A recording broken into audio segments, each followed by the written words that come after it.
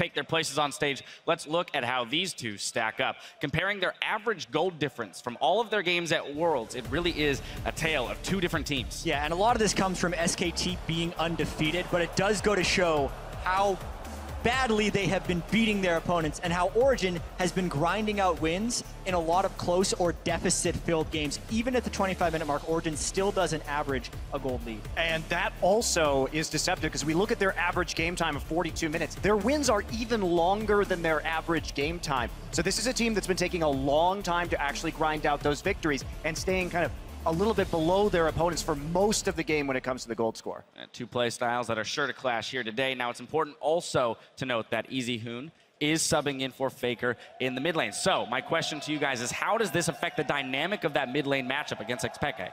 Well, I think from what we've seen so far, I'm not going to sit here and justify starting Easyhoon. He's a wonderful player, but then there's also Faker. I think maybe the logic here is that Easyhoon likes to play control mages, which we've seen a lot from Xpeke so far, teleporting.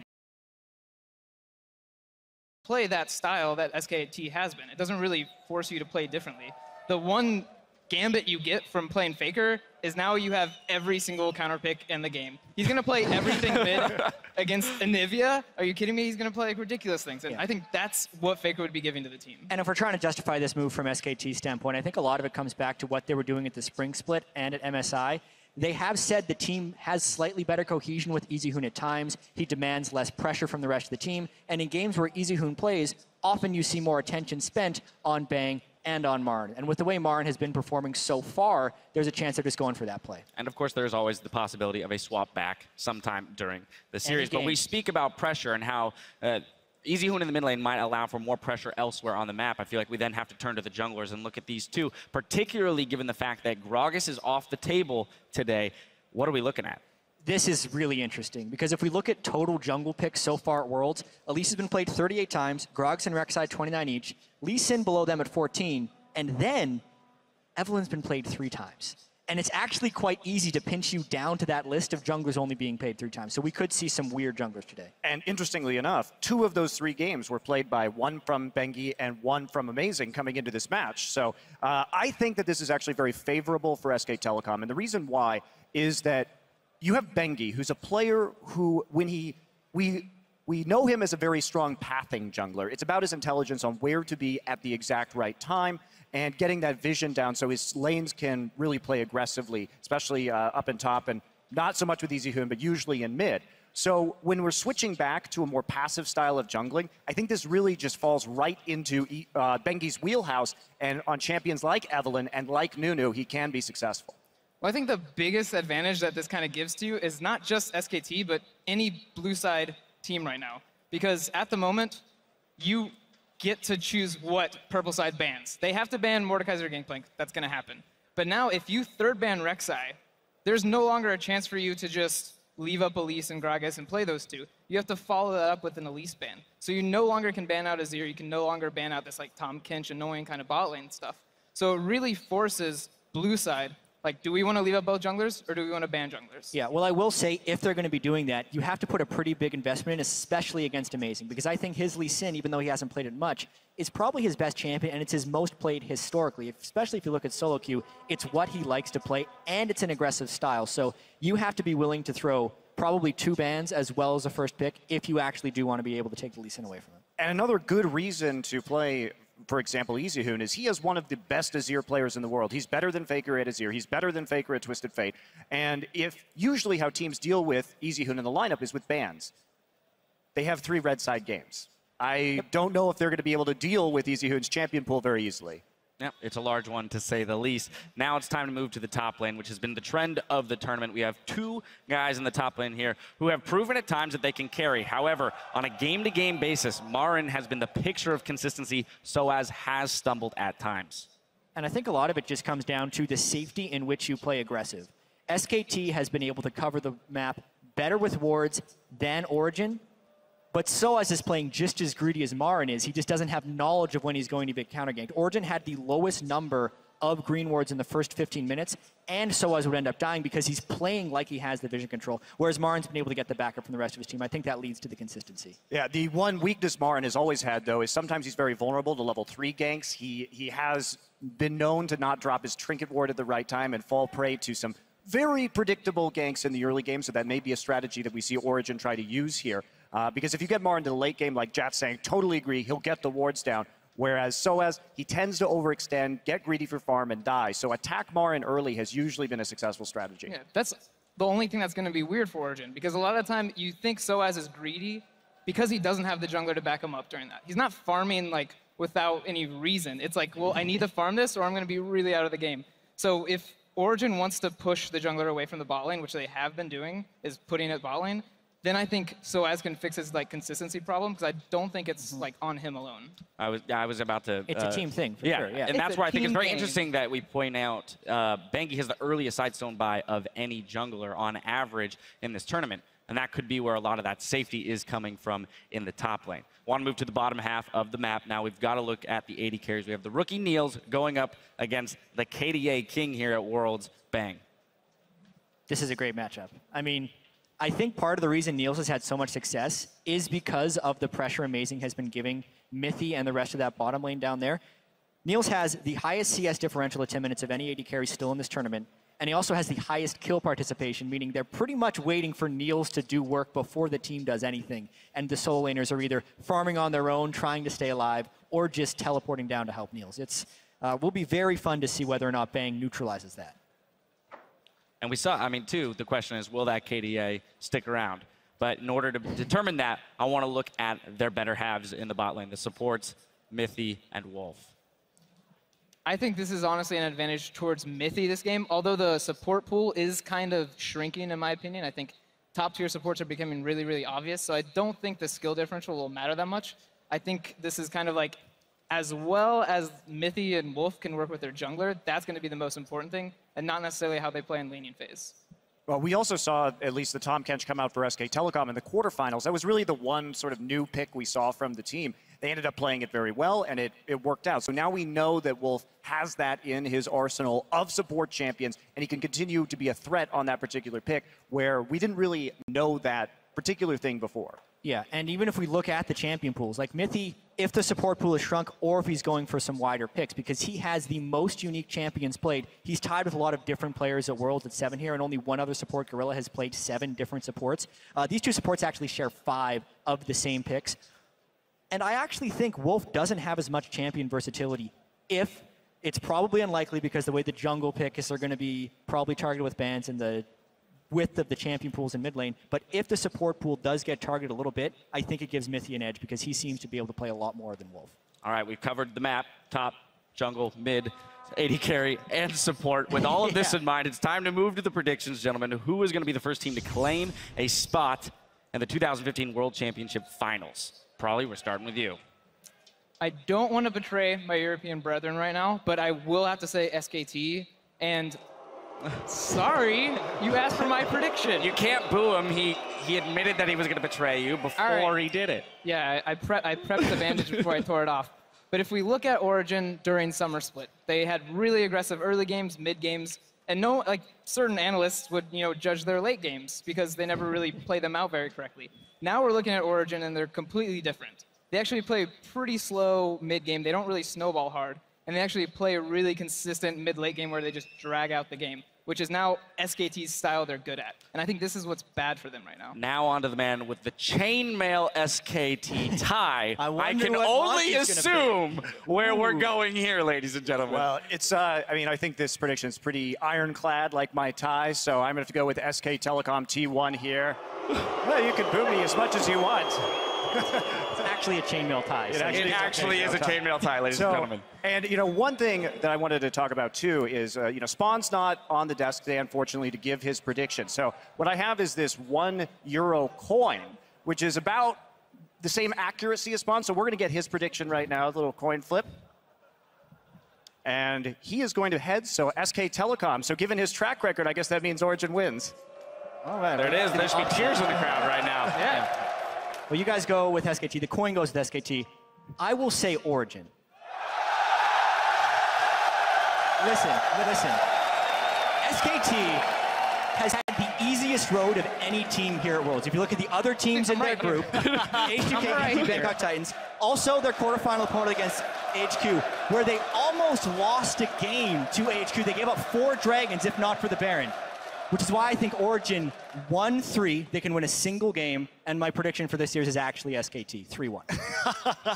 The switcheroo, ladies and gentlemen. That's something you boo right there. All right, well, we'll find out as Origin and SKT are about to hit the rift. But before we get to the casters, Shox is standing by for a word with one of the Season 3 World Champions looking to reclaim the Summoners Cup. Thank you very much, guys. Indeed, joined here by Faker. And well, Faker, I did want to talk to you for a quick minute because you're not starting in Game 1, such an important game on the road to the Summoners Cup. You've said, as long as we win, it doesn't matter. But what is it like knowing that your team is about to play this game and you're not? 페이커 선수가 이전 인터뷰에서 비록 경기를 뛰지 않더라도 팀이 이기면 괜찮다라고 얘기하셨는데 이제 이렇게 중요한 경기에 후보로 경기를 안 뛰는 것에 대한 심정이 어떠신가요? 우선 저는 제가 뛰는 것을 좋아하지만 그렇지만 지훈이 형이 뛰어도 저는 믿을 만하다고 생각하고 또 제가 먼저 뛰지 않음으로 인해서 제가 좀 마음이 편해져서 좋은 점도 있는 것 같아요. Even though I enjoy playing at the desk, but I trust Easyhoon as my teammate, and because I'm not playing for the first game, I'm kind of relieved, so it goes well like that. Okay, well, a lot has been said about the differences between you and Easyhoon and your playstyles, but what, in your eyes, is the most important difference? 많은 사람들이 페이커 선수랑 이진 선수 간의 차이가 있다고 하는데 페이커 선수 생각하시기엔 어떤 차이점이 가장 큰가요? 우선 지훈이 형은 몇 가지 챔피언을 저보다 더 잘 다루고 그렇지만 저는 폭넓게 쓸 수 있는 그런 장점이 있는 것 같고 또한 플레이 스타일도 게임 내에서 지훈이 형이 라인전에서 저보다 더 강하게 압박하고 그런 점이 다른 것 같아요. So I think the biggest difference is our champion pool. Easyhoon is really focused on the few champions and he's better than me at those. But I think I have a wider champion range. And at the lane phase also, I think Easyhoon puts more pressure on the opponent than I do. Well, still in this matchup, you guys are huge favorites against Origin, but Origin have the crowd behind them as well. Faker, how is it going to turn out? 지금 많은 팬들이 여기서 오리진 팀을 응원하고 있는데 페이커 선수 생각하시기에 이번 경기 결과가 어떻게 될 거라 예상하시나요? 여기가 유럽이기 때문에 제가 오리진이 이긴다고 하면은 큰 호응을 받을 수 있겠지만 그렇지만 저는 SKT이기 때문에 SKT가 3대 0으로 이긴다에 걸겠습니다. Okay, since we're here at Europe, I think the crowd would like me to say Origin, but since I'm an SKT man, I would say SKT would win 3-0. All right.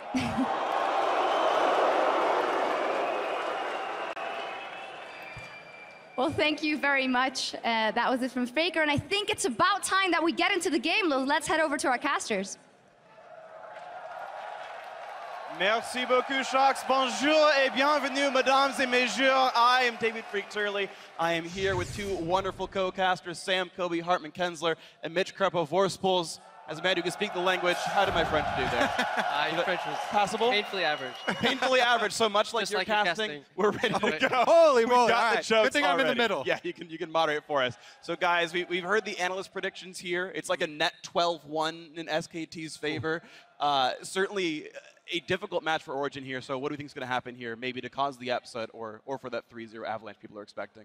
I think SKT is just going to take a clean 3-0. The only way Origin has really won these games is with like this massive late game, really good shot calling, but you don't need that because the game's over by the time you can actually do that against SKT. We can all agree that this game is going to be a lot about multiple points of pressure on the map at the same time. And because of that, you know, that's one of the reasons why I actually think they're using Easyhoon. Yeah, there's a lot of talk about Easyhoon's Azir, and rightfully so, but his Twisted Fate pick is so important versus something like Origin. Faker's actually only had one Twisted Fate game in all of Season 5, and it was one of SKT's rare losses. Whereas Easyhoon, I've been spying on him, and he's played a lot of it in solo queue. It's one of those champions that he has been focusing on. I think it's a really good pick, specifically against Origin, where you know there's going to be so much about map movements, and using a champion that can traverse that much distance that quickly is very important. Yeah, both these teams have an incredibly similar style in the mid game, which revolves around not grouping up at all and just splitting up and pushing all lanes at once, 1-3-1 or 1-2-1 with a roaming jungler in between, and that's generally what SKT like to do. Origin, they play the same version, they just play it worse. They peel off a lot sooner, and they make these tiny mistakes, and they give up the pressure that SKT is so good at putting. In addition to that, SKT just managed to get ahead every single game at 10-20 minutes, whereas Origin, they're struggling. And it's unfortunate. It's been people kind of overextending for things they're not supposed to get. We heard Jat talk about the lack of wards early game from Origin. Monte Cristo talks about how the fact that Bengi is always in the right place at the right time and picking off these overextended members. So it seems like the general holding pattern keeps looking SKT's way. I do have, well, that brings up one more prediction I have. I think that Thresh and Tom Kench are going to be the two most important support picks for these two teams because of that factor of everyone's going to be spread out so much, and supports that are able to save someone who's extending in a lane, who's trying to push the wave and gain that map pressure advantage. Those are going to be two really key picks. Yeah, definitely key picks. In addition to that, Alistar is just going to be a really high priority pick for Wolf because unlike Mythy and Amazing, they really roam together as a pairing, both on the same screen together. Bengi and Wolf, they kind of split up one by one, and it's a lot easier to play that way if you have Alistar. Alistar is a strong independent support. Strong independent support. Need no jungler near him. Exactly. That's the way they like to play, but obviously it can change against an opponent. They obviously have prepared for each other. Especially level 1, I want to see if Origin has actually found a weakness, because there's a distinct weakness in one of the level 1s don't give away too much. that SKT runs. I'm just waiting to see it happen, hopefully, because we're getting into game pretty soon.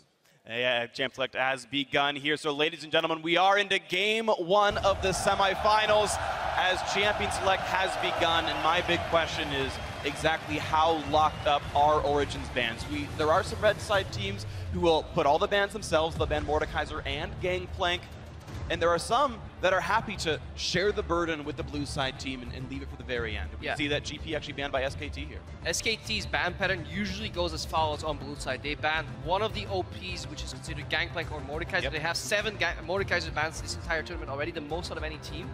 And then they target ban a certain player twice. So usually you would see in this trend, it would be support ban coming out third to try and pinch that champion pool. Yeah, this is actually a little wrinkle here in the second ban being Gangplank. I was thinking that it was going to be Mordekaiser because they've done that so often, but they do as well have 3 Gangplank bans. And this is already interesting from Origin, because every single blue side game, SKT has first picked the jungler. That jungler's always ended up being Elise, but Origin have already pushed upon themselves 2 jungle bans, and they either have to lock up, actually no, they're not even going to ban Mordekaiser themselves, so SKT actually giving breathing room to Origin, who are banning Lulu off there. That could be at least Sin pick here instantly off the bat from Bengi. Would be weird. I don't feel the need, since both Elise and Rek'Sai are banned out now, and Gragas, of course, is globally banned, to early pick that jungler there for SKT. Bang has been one of the most feared Kallistas in the entire world. It was a huge talking point at MSI, and he proved his point there. There we go. We see the next priority champions coming across there. The Alistar that we thought might go to Wolf, taken away as quickly as possible by Mythy. Of course, the Kalista stolen away by Marin. I think it's a good luck in here. Both these champions take a lot of power away from SKT because they're so smart at playing this split push style. If you add an invisible jungler in between that in the mid game, it's almost impossible to play against a team of SKT1's caliber with an Evelynn. Also, again, the Alistar is a clear steal away from Wolf. We'll see what's next up on the docket there. Bengi already locks in the Jarvan. Of course, we have seen him play top as well as in the jungle. The Shen also could be a top laner or a support. The Shen pick I actually really like, even though we haven't seen it from Wolf, because we talked about champions that can move across the map really quickly are going to be very important in this matchup. It's going to be all about multiple points of map pressure. Shen adds that no matter if he's in a support role or from the top lane role, because if he's in the support role, then he can actually use level 6 teleport up to the top lane and try and snowball Marin, who's been the king for SKT. Yeah, and it definitely suits Wolf's playstyle in the mid game. What he does, he just goes into the lane that is the weakest matchup in terms of lane control and pushing, and he tries to amend that. Now with Shen, not only can he be in that lane to fix that wave clear deficit or just pressure deficit, he can also ulti to either side lane if he chooses to be in the mid lane or just anywhere on the map. So much pressure coming out for that split push style here for SKT T1. So Origin to lock in the next couple of champions here. Xpeke not actually going to yet lock in that Victor. And there we go, it's going to be the champion for him. So it's going to leave SKT to, as usual, last pick in their mid lane. This Kennen, of course, can be a flex pick. Niels may have picked it up from Reckless in the last couple of weeks, or could still go to Soaz. And Origin will look for matchups before flexing that around. SKT right now, I'm really curious what they want to combo with Jarvan. They already have one champion who can create terrain on the team. Hovering over two more. Yeah, Nivea, yeah, exactly. 2 more champions. They could just create their own battlefield. Try and work with here. Technically, Jarvan can end up being top lane. It could be a solo lane, could even be mid. It's not really an easy Hoon. Could also just be an entirely different play style. SKT may just want to play a group team fight style because we keep talking about split push, split push, split push, but for all we know, they may just want to group up early and just keep going for those objectives because they're so fantastic at securing a lot of these dragons too, as opposed to a lot of other teams. And on Origin side, they do technically also have that cannon as flex as well, so not giving away too much there for the top lane matchup. This lineup looks like the lineup for SKT right here. The Azir and Fiora. Marn has been an absolutely immaculate Fiora player so far this World Championship. We mentioned it before, EasyHoon known for his Azir, maybe the very best in the world, which means it is jungle Jarvan, it is support Shen, and now Origin flex the lineup. Yeah, this does make the cannon a lot more valuable in the top lane. A pretty good matchup right there, keeping your distance against the Fiora, always to stun her if she comes at you. You can prevent her from proccing that ultimate, definitely so with your own, and then it puts Niels in an 80 carry heavy position though, because you're running double AP with very little peel. Especially good pick with an Evelynn jungle. If Kennen gets jungle help against Fiora, somebody has to bail Fiora out or she gets relegated to the jungle. If there's any jungle intervention there and Kennen gets a leg up, it's very, very oppressive. And keep in mind that if you're in a lane swap as well, it's not exactly easy for Fiora to get denied farm early on. Kennen, of course, plenty of utility on the kit, can do something while starved. And Origin to make their last choice for what looks like AD carry. Yeah, SKT in the last 6 games have sent their bot lane bot every single time and Marn to the top lane, so lane swap is actually not that likely, so maybe if Origin can use this information, they can find the favorable lanes. The SKT lineup, though, looking really well-rounded to me. They have multiple split push options. They've got late game secured with Azir, and they have Kalista to carry them through mid. So very versatile setup here from SKT. Coming into a game 1 of a best of 5, this is the type of lineup that you are looking for. You know, kind of be able to defend against any strategy. And yeah, early push in the mid lane too. Azir just spamming those soldiers down. Victor needs a little bit of time before he can really start challenging that wave clear with the E. Need a couple of upgrades there on that spell. So early push from EasyHoon, maybe Bengi can help Marn in the top lane to help that matchup. And then Kalista Shen should do fine into almost any matchup, especially against melee support. So SKT setting up for their signature style already. And I want to see what happens then to Amazing here in the jungle. If Evelynn doesn't get a lot of help, that champion does get low while clearing camps and whatnot. And you talked about EasyHoon pushing up, the dual lane looking good. Bengi can be very aggressive, and jumping into that Origin jungle and pushing down Amazing, certainly a possibility here for SKT. Yeah, I actually think that SKT may look for the lane swap here.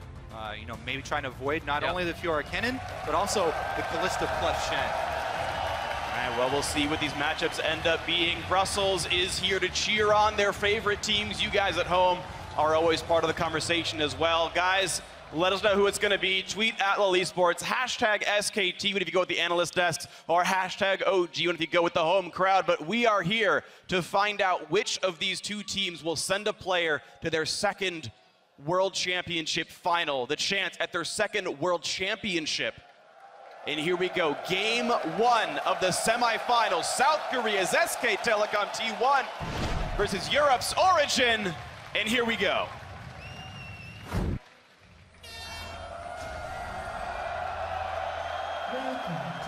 All right. Now that we get the scenic route here with those banners. Take notes, guys. It's no team has gotten to see that close into SKT's base the entire time here at Worlds.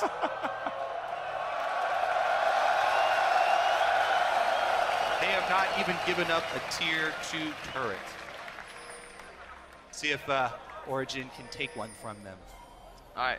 Looks like a bit of an invade here from SKT, forcing out Soaz, and this is different because usually the one point of weakness in any SKT game start has been the top left side of the map, where then Bengi and Marn would start duo jungling without a ward. SKT have been incredibly greedy with their trinket usage early, but right now it does look like Kobe was on the money with his lane swap call. They have gotten a little bit of an early advantage there as well, forcing Soaz to level up Lightning Rush. No matter where you start, that's going to make it a little bit more difficult. Not a happy place for him, but meanwhile, Peke and EasyHoon have actually already done battle. EasyHoon is missing some health, so Peke has dealt 100% of the damage in this game. Beautiful start. Good job, Bree. Former world champion. Not only does it work well in terms of matchups, getting Marn out of that sticky cannon situation, it also just doesn't really help Evelyn at all being in a lane swap. She really wants standard lanes to be unpredictable and go multiple directions and surprise people. Right now, if you're locked into a lane swap, you're duo jungling for a very long time. The map is nicely split in half, so as a jungler, I'm sure you know more about that, Kobe. I do think it's also a good split start here from SKT, as they start in 2 quadrants at the same time. A lot of vision down there. Making sure that Origin are not starting on that side. Has Shen leveled up the taunt yet? Yeah, he has taunt already. Wants to push into Peke, but with the wave already pushed in, there's nothing that EasyHoon can do here. So nothing much done. He keeps his team safe. Origin did start aggressively in the bottom jungle. Bengi and Marin will react and perform similarly. I mean, it looks like we're just head on track for just the EU-style lane swap where both teams do a double quadrant clear, send 3 people top, jungler keeps jungling, and the wave gets bounced towards their top laner. Just need to see if SKT don't make the mistake they did earlier in one of the HQ games where they left the tower alive for a very short period. Yeah. Also, because of that sort of split start that I was actually complimenting from SKT, they're behind. They actually were not rewarded for the attempt at a mid lane gank and a mid lane pressure, and that means that Origin are a few seconds ahead here on the early tower take, a bit quicker in the jungle. They've sent Amazing back to their own quadrant as well, which is very safe for him to farm, so they can take down this turret while Amazing continues to get experience. To make up some of that turret damage, though, you can see that SKT have brought all 4 of those players to the top side as Bengi just finishes off the Krugs. CZ does not need to be part of this fight at all, and it will be the 3-man take, but I don't believe this will be stopped by anyone, so it should be an equivalent turret trade. Yeah, you just got to see what they do in phase 2 of the lane swap. Little adaptation here from Origin. The gold does not go to Soaz. It does become a bounce here by Niels. He has killed E, so he can't freeze this wave. But usually what you see is the next step in his evolution. Instead of freezing this for extended periods of time, down all the outer turrets with Tristana, get her rotating around and keep up this early sort of map control lead that they do have. Soaz is going to be the obvious one that will take a hit because of this strategy. Marin just got the local gold all to himself for that turret. Yeah, they're just going to move their bot lane to the top lane, force Marin to walk and teleport bot 2 because they're basically doing a fake out right here. They're saying, oh great, we have Soaz here, come gank us, we have an invisible Evelyn, then the bot lane will show up. And they move away from that play all of a sudden because Niels, he ran mid and bottom all of a sudden. So this is something we see way too often from Origin. They go in for a play, hesitate, and switch it up. Well, also, I mean, Evelyn's invisible, but Alistar is not. And Nithhi was trailing and walked over a ward. So, Marin not going to take that bait. It is we're seeing the lane assignments, though. So Origin have sent their dual lane back down to the bottom sides. They're not content to continue trading turrets. And this is, I think, why they gave solo gold to Niels. He got a pickaxe plus a potion on his recall versus the longsword of Bang. So item-wise, Origin's dual lane is ahead. They're probably just trying to secure the matchup. If they send 4 top, they can keep Niels there. If the matchup ends up being the bot lane, send Soaz bot with teleport to find Marin. If it is not there, Niels just pass back to the bot lane, and Soaz can stay top with his teleport. So it looks like Origins just wanted to find that 1v1 Ken Fiora matchup. And let me touch on both junglers here, because both junglers have only been setting up for counter ganks here. Both junglers have just been waiting for the first move of the other team. Amazing trailing top because they thought that Soaz would be the target since he was their weak member. Meanwhile, SKT, they were trailing behind Bang there because that's the extended lane. That's where they did not have a turret. And you would expect the obvious move from an Evelyn who is invisible, go attack the SKT members that are in the long lane, try and chase them out and get one of those cheap early kills. Neither team going for those riskier early plays though, and the counters just sort of nullify each other. So right now, with the less risks happening, you can see the early recall from Bang. He needed a vamp protector for the lane to even be acceptable. So a small lead for Origin thanks to the dual lane advantage, temporary though it may be. Meanwhile, of course, Marin is winning the top lane with a pink ward already down. Bangi is unseen coming in here. Soaz has been playing really, really safe though, and since he is Kennen, he can CS from range, plus he has his own lightning rush. We know he leveled it up early. Also has a ward, does get hit though, he's slowed. And he's missing a turret, so here comes Bangi. He's gonna flash for the slow, which means Soaz has to burn it preemptively, and he guesses right. Bangi goes the wrong way, Soaz goes back in on the Marin, and the stun is still available. The Q comes in, gets some damage down, but where's his team gonna be? There's no one around right now. He's still running away through the wards. Pops summoner teleport, and the is a god!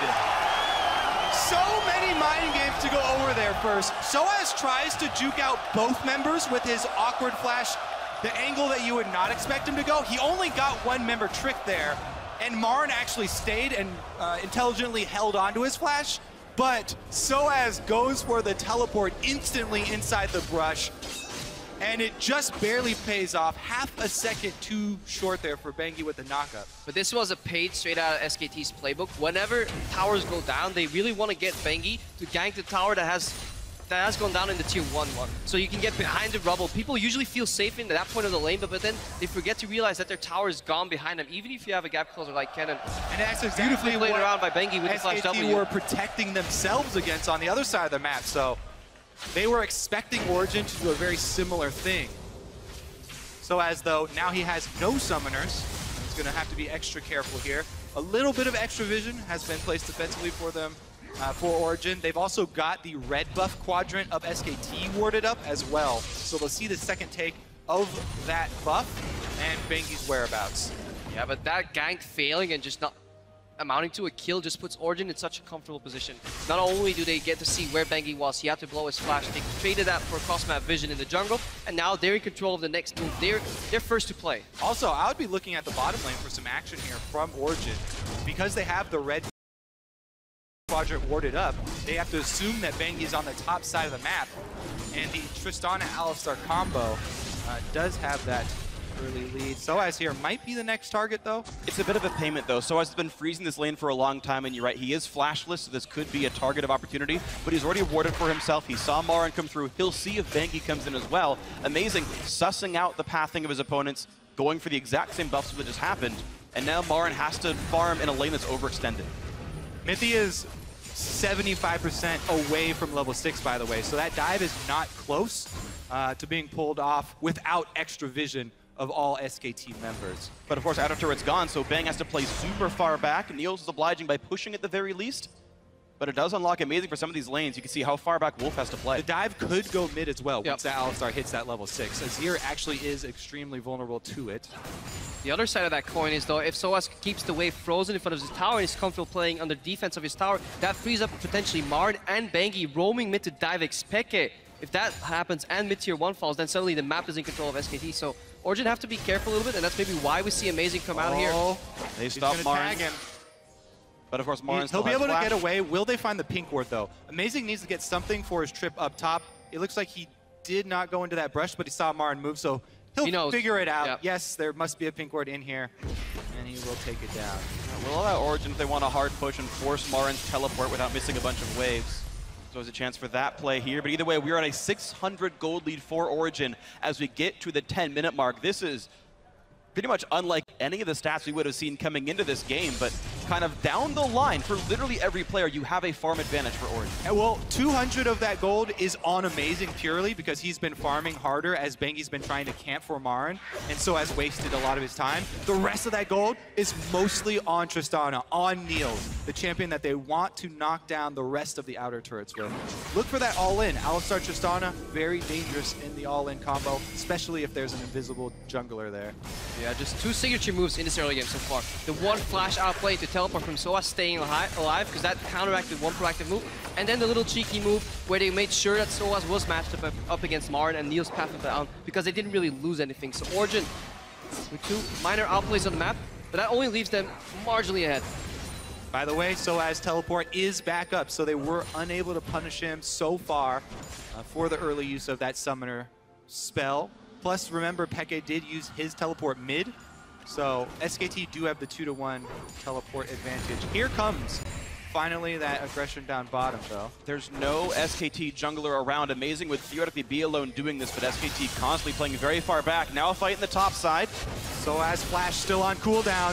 Bengi will stun Marin, will not stun Bengi. Soaz unwilling to flash, unable to get away. First blood to Marin, and SKT strike back. SKT have now taken first blood in 9 out of their 10 games. They are the kings of finding those first blood. If at first you don't succeed, well, you come back once he just has no way out. Soaz again overextends in that lane. No tower to back him up, no jungler to back him up.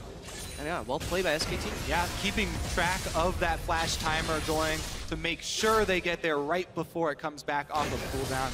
So as not having it available gets punished. It's a good thing. SKT able to now pull a 500 gold lead for the team as they kill the minion wave left over on the map. Amazing, still unable to find his mark in this game. Runeglaive is done, so he's got the jungle enchant for himself. Deals plenty of damage. Okay, he did get the Raptor. Yeah, risky early smite there. But does get it, as well as the ward. Down bottom now. They still haven't made a move, and there's a pink ward that will see him coming in.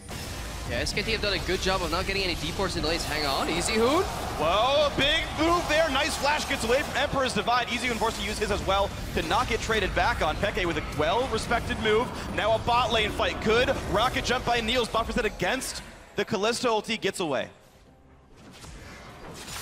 Yeah, I don't know about being forced to use it in the mid lane there. Easy. I think the E cooldown was close enough to being back. Very scared. He didn't see the laser come out first.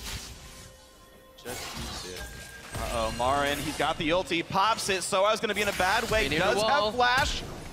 And it's going to be a flash follow. There's only one vital left, and Marin can't quite reach it, but he gets the slow. One hit will kill. A stun for Soaz, but it's enough to get Marin the kill anyway. 2-0 to the SKT top laner. Amazing, still trying to make something work out bottom, but Bengi is here, giving even better than he's getting. And Mithy's ult's already down. A three-man knockup! Beautiful! Gets one back from Alistar, but Mithy's already dead. Wolf survives the chase. Niels gets one back. It's already 4-1 SKT, though this game is falling apart. Bengi takes a couple of shots, does miss the knockup. Niels really wants this kill, nearly gets it. Bang almost dies as well. If anyone would show up, it's a sure double kill, but Soaz is missing flash. He's almost in range for the Q. Bang is gonna get taken down. 2-4 now, Origin clawing back in. easyhoon is still here, Soaz does have to be careful. All right, he's not gonna go any deeper. Now no flash. It is only a few hundred gold lead for SKT, even with the extra 2 kills. What worries me is though that all these plays seem to be initiated by SKT, so the gank top, Soaz had to outplay this play bottom. He had to teleport in, save that. easyhoon was roaming proactively, and SKT they want to get stuff done. And Origin, they're just fine, sitting back playing that game slowly, but just against a team that is as creative as SK Telecom, it's a really risky strategy to do that. I mean, the Marin Fiora pick that we highlighted, obviously very important to SKT, and Bengi camping up there for a large portion of the early game. Marin able to make that pay off. This Dragon, though, gonna go over to OG without any vision there from SKT. Well deserved. Proper recall timing. Niels has plenty of attack damage, and Bang looks like he just went back for the Blade of the Ruined King. Another team is mid already. Azir was getting blue buff, so easyhoon is shut out of this lane. You may have to ulti here. Doesn't matter what happens. Origin up now 2 turrets to 1. They got the first Dragon as well. A 400 gold lead. Origin is really good at getting members to collapse in from different lanes. Hang on, Marin. Gotta be careful. Overextended. He can jump over the wall. Soaz is above him though. Rocket jump lands for the slow. Marin will riposte the stun and actually pulverize misses, but it doesn't matter. Soaz gets his second kill of the game. So he would have had to jump over the thin part of the Baron wall when he first saw Tristana there. If you go up further, that section of the Baron wall is too thick to jump over, and he had no option at that point. Origin get a pick off here, and it's going to be a tower trade, it looks like. Bang is all alone down bottom, but Origin continue to push top, so... Yeah, it'll be a 1-for-1, and the score will be 3-2 here. Origin have more than enough members here. I think it's nice for SKT, the fact that Kalista can knock a turret down. And Bengi will look for a play. Peke does not have flash. Shen ulti's in as well, and the Victor W will land a bit of a stun, but here comes the taunt, here comes the Azir damage, and that's a great kill in the mid lane for SK Telecom. The turrets will be traded.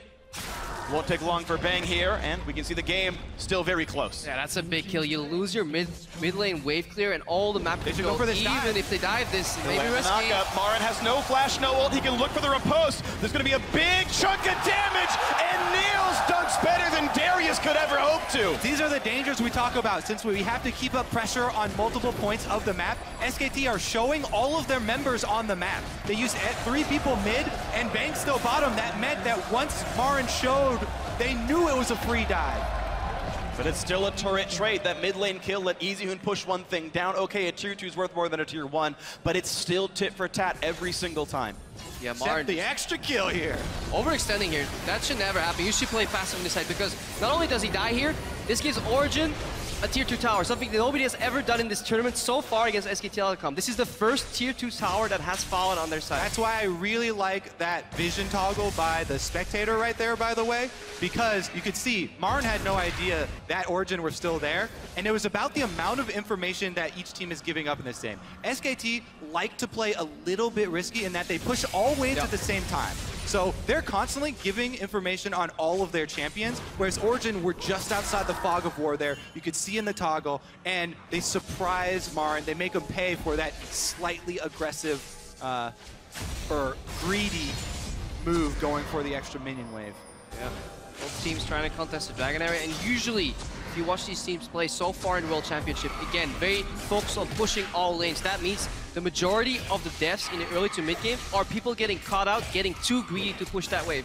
We distinctly remember Bengi in mid lane one time getting caught out, Bang getting hooked twice by a Thresh when trying to push out these waves, and Origin are using the vision and SKT's greed against them right now and punishing. And I expect there to be more of these types of picks without seeing the Tahm Kench and the Thresh in this game. These are kill supports. These are supports that revolve around making the picks, not protecting against them too much. Wolf actually even offensively using the Stand United. Not trying to save someone, he's trying to change the numbers, go for that offensive move, gain ground. This is how SKT snowball. They play so sort of greedily and risky. They try and push so many things at once. And meanwhile, pushing into the top lane, though, Marin very overextended, but he's got Bengi just behind him. This will not be a kill picked up by Origin. All is well. And Kobe, as you were talking about playing aggressively, Mithy's even gone for his second item as distortion boots on his upgraded boots mobility. He wants to hit these flash pulverizes all the time. And I think this is the correct way to play, because you have a high chance of gaining incremental leads this way at a fairly low cost. But we do see it punished right there, and you have to work around the large cooldown. The cooldown we just saw, Marin burn his flash, that's something that you paid for the extra minion waves, the extra danger of pushing that far with all 3 waves. Now that they don't have it, he can't afford to make that same sort of risky play. The initial action has died down a little bit, and we had some action, but overall still 9 kills in 18 minutes. The thing you really want to watch right now is the minimap. Whenever members come out of the base, SKT always assign their members so far in this tournament to the right lanes immediately. Whereas Origin, they will hesitate. They will send Niels mid to help Expeke. Turns out he didn't really need that help. Niels goes bottom. Soaz helps Expeke, then gets pushed to the side lane. And that way, Origin farm less in 15 minutes to 30 CS overall on the map because they lose some waves here and there, as opposed to SKT, who seem to never hesitate, especially Wolf. He's always there to help a poor matchup. I think that's a really good point, and we were talking with some of the guys on how the Origin shot calling goes. All of them have input, and all these guys add, information and what the ideas of where to go, but they don't have that instant reaction of one shot caller that's leading the entire way and a definitive route for them leaving. So that's where you see these small moments of hesitation. Yeah, we just saw it right there. 5 members to the mid lane. They're talking who goes where. Then they fan out to the side lanes. It doesn't really lose them too much, but it does indicate that this may be true. The thing is, though, it's a really crucial timing right now for Origin. Double item Tristana is done, and Dragon's coming up in 15 seconds. Kalista cannot match this recall timing. Riley's also done for Peke. He's got a bunch of big items. This is a power spike for Origin if they can contest this Dragon properly. That's actually an interesting first buy there for Peke, considering I would think that the Evelyn would also go Riley's. They just want control in these team fights around these objectives, because if Soaz can get a flank off and the remaining parts of Origin can just hard collapse in these fights. Good dodge by Amazing, gets away from the knockup. Kalista ult also pops. We'll look for Mithy here. Trade of ulti knocks in Wolf. He can no longer be saved. There's the headbutt into Tristana. Wolf cannot survive. That will still kill him. Mithy is going to push forward. So will Neil. Soaz is in. Pops the ult. Lands a stun on a Bengi. The collapse is there. The Chaos Storm won't reach. But Amazing goes in. Easy room to turn it back around. The turret will get the kill. It's a 2-for-1 in favor of Origin, and they've got control. Could have sworn he did that because he wanted the W reset so he could speed out, but didn't see the reactivation there. I might look at that replay. He got hit by the Azir Q for the slow. And Marin gets top lane tier 2. That turret goes down. Origin do not collapse and cap plays for a Dragon. So also mid-lane kill for a turret kill. Yeah, Marin had teleport, so he could have joined, but SKT generally are really good at reading when to concede fights, but then when to re-engage, even though they have a numbers disadvantage very often in these fights. So Marin pushes up top, forces SOAS to react, and they end up getting the Dragon anyways. Mostly because, let's face it, that was an incredibly greedy flash from Amazing. You should not be flashing under a tier 2 when the guy is already at 10%. Absolutely agree. So an overstep by Amazing, one of the first major mistakes we've seen now from Origin. SKT react beautifully, Chenault teleport, go back down to the Dragon, push him off, even the blue buff afterwards, and it's huge. Yeah, sometimes too busy asking if you can. Yeah, you were so preoccupied with whether you could that you never, you know, asked yourself. Ask if I should. You know, he could go get that kill, but the amount of time and the resources that it takes to go get that kill, you're not worth, you know, giving up the objective control around the Dragon. SKT get the turret and they get this Dragon. Good sidestep here though, but Amazing. Forces 2 ultis, Mithy turns it around. Already used ulti, so he wants to turn that into aggressive play. Shen support, not strong enough just now. Niels jumps, then dies. Jumps again, so trampoline here from Niels. SOAS coming in, and at this point, when the jungler's chunk low and your objective is the Dragon, you turn around. Let's see here. What does stop the second double? Oh, he did activate it, and you're right. The soldier hits the Q just on the way out. So unfortunate stuff there for Origin and a bit of a misplay. So the game is back to tied. 1 Dragon each, same kills, same turrets. Farm is plus or minus 15 down the board. And Origin go for the rush play. Teleport and Channel T both down. This Dragon will die pretty fast. SKT knows. They're coming. But it's way too late for them. Gravity Field's in the way. Wolf won't be there. Dragon, doesn't matter. Baron's in. 23 minutes in. They're all out safe, too. They were able to get off Baron-empowered recalls and defend all waves here. Origin can come straight from the fountain. They didn't lose anything there. With that call, what a comeback play. All the teleports being used by SKT to get Dragon and Classic Xpeke and SOAS. Classic Europe. Classic EU, they're able to get the Baron in trade. I thought this was going to be a clean 3-0, but Origin, not only did they dodge these early ganks from Bengi, they're the first team to get a tier 2 tower against SKT. They're the first team to lead at 20 minutes against SKT, and they're the first team to get a Baron against SKT. And what a Baron it was so early in the game. Clearly not ready for those Fnatic-esque type of Barons that we see so often in the EU LCS. Ye have little faith, Crepo, I was telling you. It's not over yet, though. This is still an incredibly close game. Yes, Origin do have the Baron buff, and they have a strong siege right now, but Marin looking to flank. There are plenty of deep wards here from SKT as well.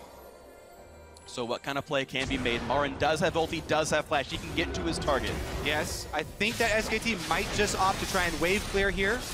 SOAS has Zhonya's. He can peel, so can Alistar. Mithy has ult, flash, everything he needs. There is some poke coming through. Amazing is going for the flank play. Gets rid of a ward. Now he won't be spotted next time around. There's only 1 pink ward left in the SKT inventory. And mid lane 2-2 will go down. Niels is safe enough. He can turn it back. There we go. Turret goes down. Low health, though. Vamp Scepter's in. He can heal a bit. Yeah, look at Marin immediately peeling off. This is generally what he likes doing, leaving his team as 4 to defend or either siege, peel off and start working on those side lanes. But Origin, they have a very group-heavy strategy this game, and they don't care about your side lanes because they're looking to siege. right now, though. You mentioned SKT in the right place at the right time, but Marin walks top lane only to recall right away. No teleport. Bot lane already getting hit here. He's got home guards, though. You can walk fast, but that turret still loses half its health, and Wolf and Bang getting chunked as well by Victor. Now Marin's in the fight, but this turret's at half. SKT make the wrong choice to even defend. They just tried to 5-man defend mid, got it pushed down without being able to do anything, and make the same choice. Instead of keeping Marin pushing up top and trying to gain at least a little bit of map pressure back, we're seeing these very, very slight mistakes from SKT this game, and Origin are pulling it out beautifully. Yeah, props to Origin for making SKT dance to their tune. This is one of the few games where an enemy team is actually controlling the pace of the game, telling SKT, no, you can't do that. You can't get away with pushing top lane because we will take your tier 2 tower in the bottom. And Origin, fantastic map play and completely unexpected if you looked at how we led up to this series. As they said, they are not afraid of SKT. And I don't know about completely unexpected. Origin have done the sneaky Baron before. Yeah, later in the game. Yeah, well, you have to be, it just goes to show you have to be so careful against this team to leave at least 1 ward around the Baron area post 20, actually just post 20 minutes flat. Yeah, period. Once it spawns. SKT had 2 pink wards in that area that were up for pretty much the entirety of the game, so they were so comfortable with this vision. They were so comfortable playing and forcing teams to play 1-3-1 against them too, that no team really has been in the position to go for that Baron. Incredibly smart read in terms of gameplay, and honestly impressed by what Origin's bringing here. on European soil. So a 3,000 gold lead on European soil. Origin defying everyone but the online predictions there. We had like a 75% Twitter vote, so you guys know more than all of us analysts so far. Of course, it is still anybody's game. Of course, it's still close. I was arguing against Cripple saying they would win a game. Yeah. Now he comes out of the shadows. Told you they were going to take a game, Cripple. Oh, man. Well, the third Dragon of the game spawns in 40 seconds. It's one apiece right now, so all it means is turret damage for either side. Also, fun fact, Cripple made a bet that if Origin win a game, he'll do a cartwheel for every game. 6 cartwheels coming up. It will be video documented. Let's see if Origin can keep it up, though. They've only been able to eke out a 3,000 gold lead. SKT have come back from more this year. All right, Marin putting pressure in the top lane again. Niels, he ran down the mid lane. Now he has to go to red buff. He'll likely pick up that wave on top later. Just have to see if somebody gets picked off, because SKT have no hesitation whatsoever pulling the trigger, and they have a team composition that plays really well later in these teamfights with that Azir. So Origin, they will need a flank. So look for Soaz, or maybe even Mithy or Amazing. Just somebody needs to get behind the SKT lineup, whether it's teleport or just simply walking there. That's the way OG want to play these fights. Yeah, remember we were talking about how well-rounded this SKT lineup is. They can continue to have Marin split push. They have the Azir to try and knock Soaz back out of the fight as well. Heals his zone. Pancake does take some damage as well. Has to burn rocket jump. Now he needs his team to peel him. 2,000 health on the Dragon. Smite goes over to SK Telecom. They got it. A big ulti for Amazing. Wolf can always be peeled out. Nice jump over the wall. Niels uses his shield. Great stealing by EasyHoon. A great smite by Banky. Yeah, it's so hard to chase into an Azir. Right now, they all lose momentum in terms of mid lane. 2 Bang zoning them.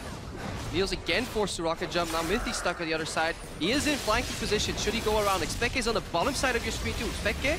Nice bit of damage. Ulti pop. EasyHoon down to half HP. He's got the Rylai slow. So he slowed a few of them, but Banky and Co can still jump over walls. All they can do is make SKT go the wrong direction. Now, can Origin get enough down the mid lane? SKT will be late. Will the inhibitor turret take enough damage? Marin's already recalled. Soaz is up top lane already, but he has teleport. Yeah, the goal right now is not sieging that tower. It's just locking SKT in base and denying as much vision being placed as you can. Because of 1 minute from now, that Baron is going to spawn. Marin down to half. You can see Niels can kill that guy in about 7 auto attacks. That doesn't take very long. Tristana's got plenty of attacks at this point in the game. Vision is a very key point right now as the map has gone dark with so much fighting and pushing minion waves here. Baron's up at 45 seconds. Of Origin's vision has timed out. Soaz has to be careful. He can't go for that next wave because he doesn't know where Marin is, so he's hovering around, protecting himself. Well, they can at least math out the movement speed of the champions. They can get to the top jungle pretty soon, though. No vision really for either team. It's SKT who does it first on this side of the map. Dragon's gone for a long time. It's just Baron to play around. And keep track of the completed items, because while Origin do have this fairly sizable gold lead for the mid game, decent gold lead for the mid game, it's about the 3 item completions here on both Azir and Kalista for SKT. The carry is still very popular. Big chunk of damage. Amazing puts the ulti in for the shield and flashes over the wall. Almost dies, and EasyHoon gets it. Mithy shows up for some damage. Another knockup goes in towards Peke. Wolf taking a lot of damage, flashes out. Big damage, saved. And here comes Marin. He wants Soaz for breakfast, lunch, and dinner, but the Slicing Maelstrom buying a lot of time. 1 for 1 in this fight. Mithy gets a knockup onto Bang, and look at the damage output. Bangy's next. Here comes Niels. Summoner heal for movement speed, but he can't land the attack. Not just yet. He gets it. He gets the kill. Origin win the fight 3-1. And EasyHoon is still cornered in Origin territory. They haven't seen him exit, though. But there's enough time to knock this one down. It's only Marin and EasyHoon alive. Marin has home guard, and he's recalling, but this turret will already go down. Now here comes Marin. EasyHoon survives with the shield, with the turret for himself. Marin now in a 1v2. Mithy's got to be careful. He doesn't have ultimate, and Marin can take him down very quickly. Good damage done on Niels. Pops the W. Here comes Shen. Here's the ulti. Easy first pickup. Meanwhile, Amazing did pick off EasyHoon. A 1 for 1, and the inhib stayed alive. Yeah, second misclick on that pulverize from Mithy, showing some... Don't calm down yet. Baron is active here, guys. All right, Baron's active, guys. He reposted it, though. He wouldn't have done anything with that pulverize at all. He should have headbutted, waited, seen it come out, gone for something else later. Neil zoned out. He should have rocket jump. He does. Marin does not have the move speed to chase this. All 4 teleports are ready. There's True Sight on Baron right now, and SKT making their way. Most of the team is here. It's already pink warded. There is a green ward from Origin. They know of this. Amazing does not yet have ulti. Marin has teleport, but can be stopped by Niels. Amazing in the wing, spotted by a pink ward. Niels should cancel that base from Marin and get it out of the equation. One extra teleport. Amazing has no flash. Amazing caught, amazing taunted, jumps over the wall from Bengi. Easy pickup here, but it will delay Baron, at least for now. But here comes Marin. He finds Xpeke. A beautiful repose, stops the headbutt, and Mithi was stunned, so he couldn't pulverize. Ults for himself now. Marin's still in the chase. Here comes some damage from Niels, but the support might be going down. It's a big chunk of damage. Marin barely survives.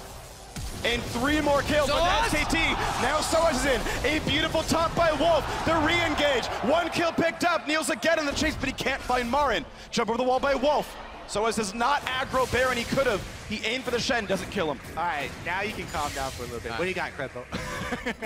Bot lane's open, and Soaz can TP. There's more you can do. No, we're calming down right now. I just want to talk about how this started. Really good vision control by SKT. Double pink. We're forcing Amazing to face check. Then the outplay. Flash at the right time. EasyHoon still picks him up, but Niels in that fight, that was just phenomenal. He went left, right, up and down. He was not afraid to flash into the fight, dash into the fight to get a potential reset, and his team played around him. So really, really good. Yeah, just positioning. I believe it's up, down, left, right. Yeah. No cheating in League of Legends. With all of that, though, remember, the vision point that we keep bringing up, it's SKT constantly leaving wards deep on Origin territory, and the True Sight around Baron still stands. It's been SKT overextending and going for 2 greedy plays, so they start Baron right now. Niels is in base, though. This one's good, exactly. Niels is gone, Scuttler or not, it doesn't matter. Soaz looks for it! Doesn't get it. Good Ren by Bang. SKT secure the Baron. They're down 1,500 gold right now. They can easily make this up. SKT have had some of the biggest Baron power plays of any team here at Worlds. Let's see if it will be as effective as the Origin power play. Yeah, it's 6 out of their 9 games. They finished the game with the Baron buff still present. So they went from first Baron to smashing the Nexus. Well, yeah, they've only Baron. needed more than 1 Baron in 1 game here at Worlds. With which they smashed the Nexus with that second buff, so. Well, Origin making a invasive play here into SKT territory. Amazing spotted by a ward, feels safe even without flash. Niels, of course, is right behind him. Going for a second BF sword at him, actually. Niels not going for Last Whisper. This dragon isn't that important. Nobody should lose their lives over it. Look at the flanks, though. Martin is immediately engaging Niels if he can get out of here. Collapse on the left side. Ulti. Here comes the rest of the team. Amazing could get jumped on. The re-engage towards Dragon. Easy pickup. That's number 3 for SKT. Here comes Soaz. He's got his Zonya's Hourglass. He pops it. Deathcat means plenty of damage, but here comes the re-engage. Nice ulti by Azir to buy some more time. SKT get out clean. If SKT hesitated any longer on the engage, they were about to be flying from both sides. Soaz at one, Mithi at the other, but just Origin really couldn't do. Yeah, close the pincer right there. If you can close that in time while SKT greets for the dragon, that could be a game-winning team fight. That was that 1 second time difference when both pincers have to close at the same time. Crabman Crepo. It's like Origin's trying to play Quap as a crab instead of as a distance runner. Let's look at their siege straight up mid here with Baron buff, with Azir. Secondary turret's very difficult to defend against Baron buff. 1 more turret shot. That minion's going to be gone, but it doesn't matter. So much damage by SKT. Now they're back ahead in gold. Turret score still -2, but they've got the turret damage and the movement speed dragon buffs that Origin does not have. Well, SKT is usually a team that has phenomenal vision control. They just need more pink wards.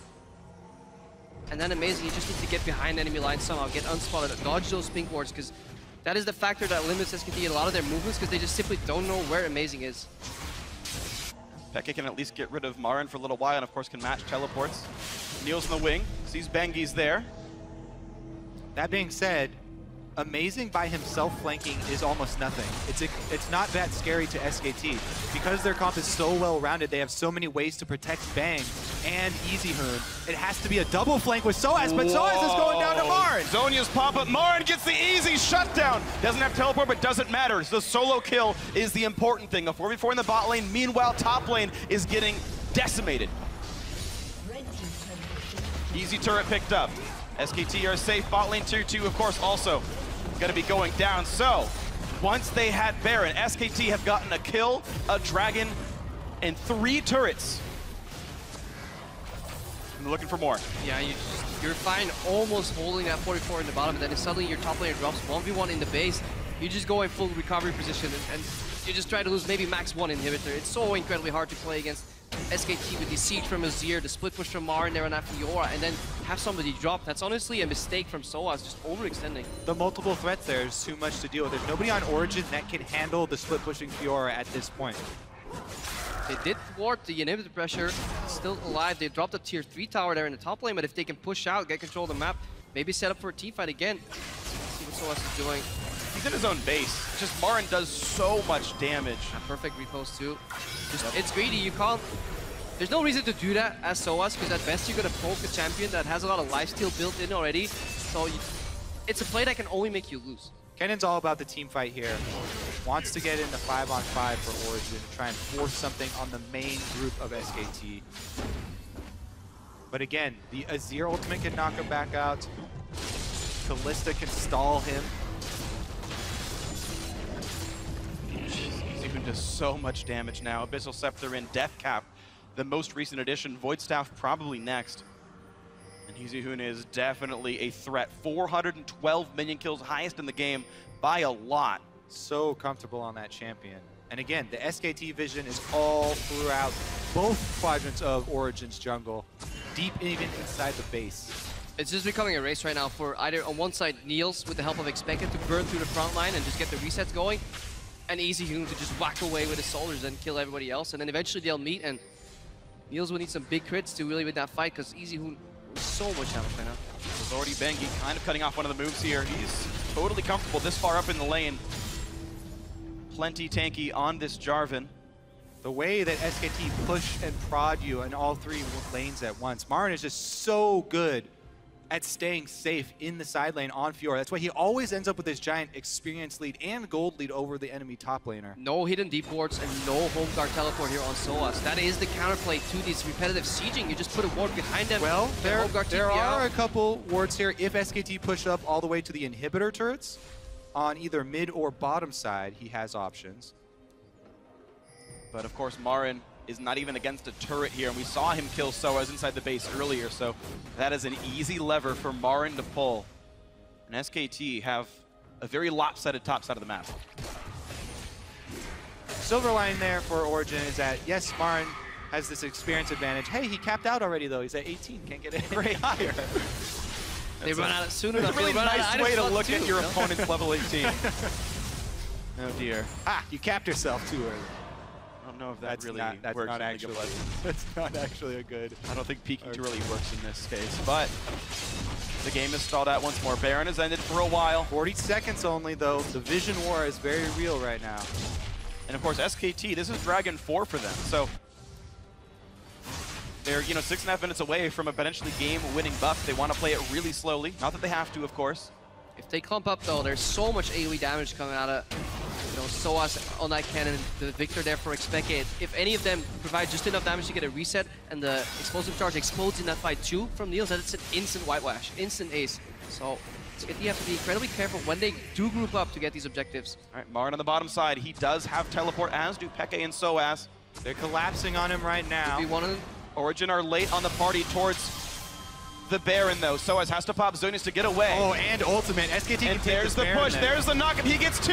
Here's the teleport to save the team, but amazing. Taking so much damage. He's the first casualty. Banky could be next. It will be a trade. Niels is okay, and he gets his knockup kind of canceled there. And now Wolf in the front lines, but it's already 1 kill picked up. Soaz can't find anyone to hit. Slowed down by the Azir wall, I believe. And meanwhile, Marin's hitting the base. Marin is hitting the base, so Peke must recall. But SKT could try to stop. They will not. It will be the inhibitor going down, and they re-engage towards Baron. Origin get neither going their way. Pulled apart here. Expert use of the more powerful split pusher there by SKT. At the same time, an incredibly unlucky flash hit from Soaz. Goes over the wall and he gets clipped by one of the remaining soldiers from Izihune's ultimate, and he just trying to get there. Nope, couldn't get into that team fight with his ultimate. And at that point, yeah, Marin takes the inhib. And the Baron goes down. And it feels like part of this game is collapsing now for Origin. They had the chance of trying to surround Bar and killing him. They had the chance of rushing down a very easy to kill Dragon 2 with a 5-item Tristana here. They choose none of them. They take lazy, slow recalls. SKT takes the entire map. And Origin are losing this game. easyhoon, fantastic ultimate though in that fight. Really good showing why Azir is considered such a good late game teamfight champion. Completely pushes Peke and Niels out of the fight with no way to re-engage because you can't jump over that wall because you'll just get bounced back again. And then SKT is in full control because again, they're split pushing 4-1. Maren so often peels off and does his own thing and tells his team to just stay quiet, you know, just do whatever you guys are doing. Don't concede that objective. Play with the necessary amount of respect, and he takes down bottom in it. And don't forget how SKT built. Even the very beginning of this game with so much of Bengi's early attention up top, helping Maren get the lead on Soaz. Here comes the flank though. This is their shot. Maren does have teleport. And the Azir turret is down. This is the chance for Origin to make a move. Amazing spotted on his flank. Bengi now to zone out Mithy. He's got to be careful. This Alistar could get caught out. No one goes for the taunt. No one can deal with Maren though. I mean, Soaz is up here looking at him, but he's still taking chunks out of the inhibitor. Stun. Peke could land a slow. Another slow lands as Maren is at half HP. Now the push in. Whoa! Niels has to pop quick service sash to remove the slow to run away. Mithy just trying to clear a few minions. They've got to get this Tristana to heal up quickly. Maren, meanwhile, has plenty of lifesteal, can get himself back to safety on this Fiora. Soaz losing health. Mid lane under fire. Should be an easy pickup there. Blue Elixir even there for more structured damage. Amazing gets caught. Dies during the knockup. Bang is on a rampage. And inhibitor number 2 and inhibitor number 3 gonna be going down. Wolf and Bangi in pursuit. Peke goes down. The fight resumes 3v5. Soaz can't even kill off easyhoon. He's got more shields than health bars. And everyone's dying. Neil's the only man alive. This will be the game. SK Telecom T1 are undefeated still in the World Championship. And they're 1 game of 3 in the way to the finals. Undefeated still, but Origin made it further than any other team has here at World against SKT. Couple things still held true. SKT finished the game with a Baron buff, took them a couple more. This time, very long game. 43 minutes, 29 seconds, more down like Origin's alley. So definitely gave SKT a run for their money. And this roster, I believe 4 out of 5 from SKT T1S back in the day, actually ending up here looking poised, yeah, to go undefeated at Worlds. Your cartwheeling days? Nope. Not yet. Not yet. Not yet. Well, I think certainly the Origin put up, as you guys were mentioning, a much better fight than expected. Not only just the fact that the game went late, but the fact that Origin had a lead, and a decent one early on into the game. This was not the Origin we were seeing at the World Championship. The team that, despite being top 4, was still averaging gold deficits in the first 25 minutes of the game, but this was the Origin actually doing well early on, finding good matchups, making different plays in the lane swap. Oh, give the gold to Tristana for a pickaxe recall to get a good 2v2. Oh, you have to force Bang out of lane early because the item disadvantage is so great. These are things that did matter, that did blow up part of the gold lead. The side lane pushing was good for Origin. They also made their biggest swing in the mid game off of the Baron trade for Dragon, which they are probably not going to be able to get again. No. SKT, there are many things that Como will be talking to the players about after that game, and vision around the Baron post 20 minutes is probably going to be one of them. You could already see the shifted priority on that Baron vision after that first one went down.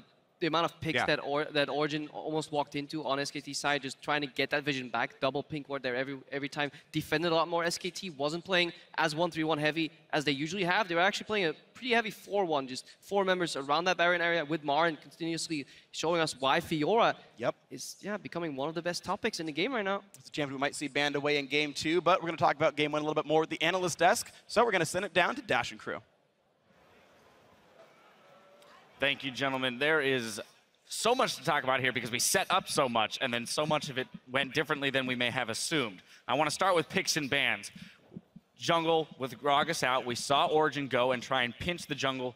Bengi decided to show them that he can play Jarvan. Yeah, I think the pick and ban revealed a lot about these teams. I actually do like what Origin did in the pick and ban phase by banning out the junglers, and because by doing that, they actually force SKT into either banning the OPs or trading things. And the reason I think this is interesting is throughout this entire tournament, it's kind of been the Mordekaiser and Gangplank. But if we consider the picks that were huge in the quarterfinals, Tom Kench, Lulu, it starts to extend. SKT didn't want to trade 1 for 2, even if they had the first pick. So by banning out the junglers on the red side, they actually made SKT make a pretty decisive choice, and SKT did end up limiting their options a little bit. Well, I think the choices Origin made were because they had to once they first banned Elise. Once you ban Elise, you no longer have 2 bans left. You're going to ban Rek'Sai, or you're going to give them a free Rek'Sai. So once SKT started banning out the regular purple side bans, I think they're like, well, we kind of already dug ourselves in this Elise ban, so we have to keep going with it. And that kind of like flowed for their pick and ban, even though they didn't want it. Right, and what this ended up doing was giving SK Telecom many of their comfort picks. I mean, we talk about EasyHoon. We associate him with Azir. We talk about Bang. He is now 13-0 professionally, undefeated on Kalista. And so these kind of picks coming through, when you can't throw these more targeted bans out, they're going to get the comfort picks. Yeah, I mean, it's the nature of being on red side. I still like what Origin did because you don't have many options. Like, they can't then ban out Azir and Fiora because then they're giving them the pick the litter jungler and a trade of OP. Well, like, it just doesn't work. Their decision was good. Like, they had to give up the power picks, they realized that. So they picked the counter picks. Like, although Victor isn't a counter pick to Azir, he can do well. The attempted counter. But the Kinnan into a Fiora I think is great. I think the Tristana into Kalista is great as well. So if you're going to have to be giving up these picks, at least have something in your pocket to play against it. Let's take a look at how that manifested in the game as we look at SKT grabbing that victory. We saw the lane swap come through. Looked rather in favor of Origin as they had a quick push with Tristana, but they decided to leave Soaz in the long lane following the initial turret falling. I think this was tunnel vision incarnate. So they get the counter picks on Kalista, they get it on Fiora, and they go, okay, we can lane 2v2 and 1v1, yay. But they don't realize, like, Tristana's gonna auto push, so they can't really freeze that lane when normally when you lane swap, you get a frozen lane and a lane that you have to defreeze. So now they're sitting in a lane that they don't get to freeze, and they have to de-push top. But, like we said, in Origin likes to send their jungler bot lane. Eve goes bot. Kinnan is alone top. Poor guy. With no wards in the river. With no wards in the river. And even if he did, they're just going to chase him down the lane and keep freezing it. There's nothing that you can do in that situation as a solo lane, like, top laner. Like, you have to have your jungler, you have to have your support. So I think they tunneled really hard on the counter picks and abusing them, and they didn't realize that it kind of like destroys how 2v1s are played. And I actually think the outplay that Soaz did to stay alive did a lot to save Origin's early game and ended up giving them a bit of an advantage because they spent so much time chasing around Soaz for no total gold gain. Meanwhile, Amazing got like a 15 or 20 CS advantage while he was not having presence in the lanes. And that did give them a mid-game spike, but that actually really shouldn't have happened unless Soaz makes that ridiculous escape. Yeah, and but later as the game progressed, I mean, we saw 100+ CS difference for Marin because it was SK Telecom. We talked about how they can increase these gold leads, how they are very good at assigning lanes and making sure they get all of that gold. And so they really started pulling ahead in farm over time. No, it was funny. We had these statistics coming into the day where SKT averages at 20 minutes a 4K gold lead. And Origin averages down 160 gold at 20 minutes per that graph that we showed. Well, today in this game one, Origin was up 700 gold at that 20-minute mark with, you know, with that, and then follow that up with that amazing Baron call at 23 minutes. I think Origin played really well this game. I was very impressed by their play on the map. They did the same thing against KT, if you remember, in the game in the group stages, trying to take this early Baron. And, I mean, this is right after we did see SKT sort of win a scrap, and they had an opportunity to get some wards down, but they really didn't respect Origin. This is all dark, as you can see right now. So it made it a very easy, very good Baron call for Origin. Yeah, and these are the types of games I like to watch because, yeah, you could make an argument that SKT should have had vision of this Baron, or they should have had early wards down, but so many of these plays weren't big misplays. They were just the other team taking advantage of opportunity. Even at the very end of the game, when Origin was trying to kill the split-pushing Fiora in the top lane, I think that was the best play they could have made when they double teleport and get the Baron play. The execution of the play wasn't necessarily ideal and it didn't work out for them, but it was still a really well-played play. Now, so I want to really quickly break down then how it all fell back into SKT's favor, because Origin, for all intents and purposes, was set up to win this game with what they were doing within the first 25 minutes. Well, I mean, the SK Telecom did have a very nice scaling composition, and that Fiora got so far ahead and so tanky. And I know that Jat wants to talk about the itemization a little bit in this game because he felt very passionately about it. Yeah, so this was an Origin game. Origin pulled even with SKT, and then we actually got to see what SK looks like when they're challenged. They outplayed them with the split push, and I think Origin made some big itemization mistakes. Niels was snowballing the game pretty well, so he had his core 3, Bloodthirster, Static Shiv, and Infinity Edge. And then I think he wanted the Scimitar in case Fiora tried to zero him out. But in doing so, by starting BF Sword, he delayed his item build so long that the rest of SKT saw the BF Sword, built Warden's Mail on 3 people, and Niels didn't have armor penetration, which neglected the opportunity for Origin to find the right team fights. And it's one of the big reasons SKT wasn't punished while they're split pushing. Well, a little bit of time for both of these teams to continue to rethink their strategies moving on to Game 2. We're going to take a quick break as Origin look to bounce back and tie it up in Game 2. As we go, we'd like to give a shout out to Declan Wadey, who developed the Skin Spotlight camera tool you've seen in action throughout Worlds 2015. Don't touch that browser. The World Championship semifinals continue when we return. Game 1 of the semifinals. South Korea's SK Telecom T1 versus Europe's Origin. Running away through the wards. Pop Summoner Teleport. Oh my God! Is a god! Mithy's ult's already down. A 3-man knockup. Beautiful. Gets one back from Alistair, but Mithy's already dead. Wolf survives. Okay, that's good. Can we go? Yeah, just throw we can. Back out now. Yeah, maybe. He's dead. But the Slicing Maelstrom buying a lot of time. 1 for 1 in this fight. Mithy gets a knockup onto Bang, and look at the damage output. Wolf and Bangi in pursuit. Peke goes down. The fight resumes 3v5. Soaz can't even kill off EasyHoon. SK Telecom T1 are undefeated still in the World Championship.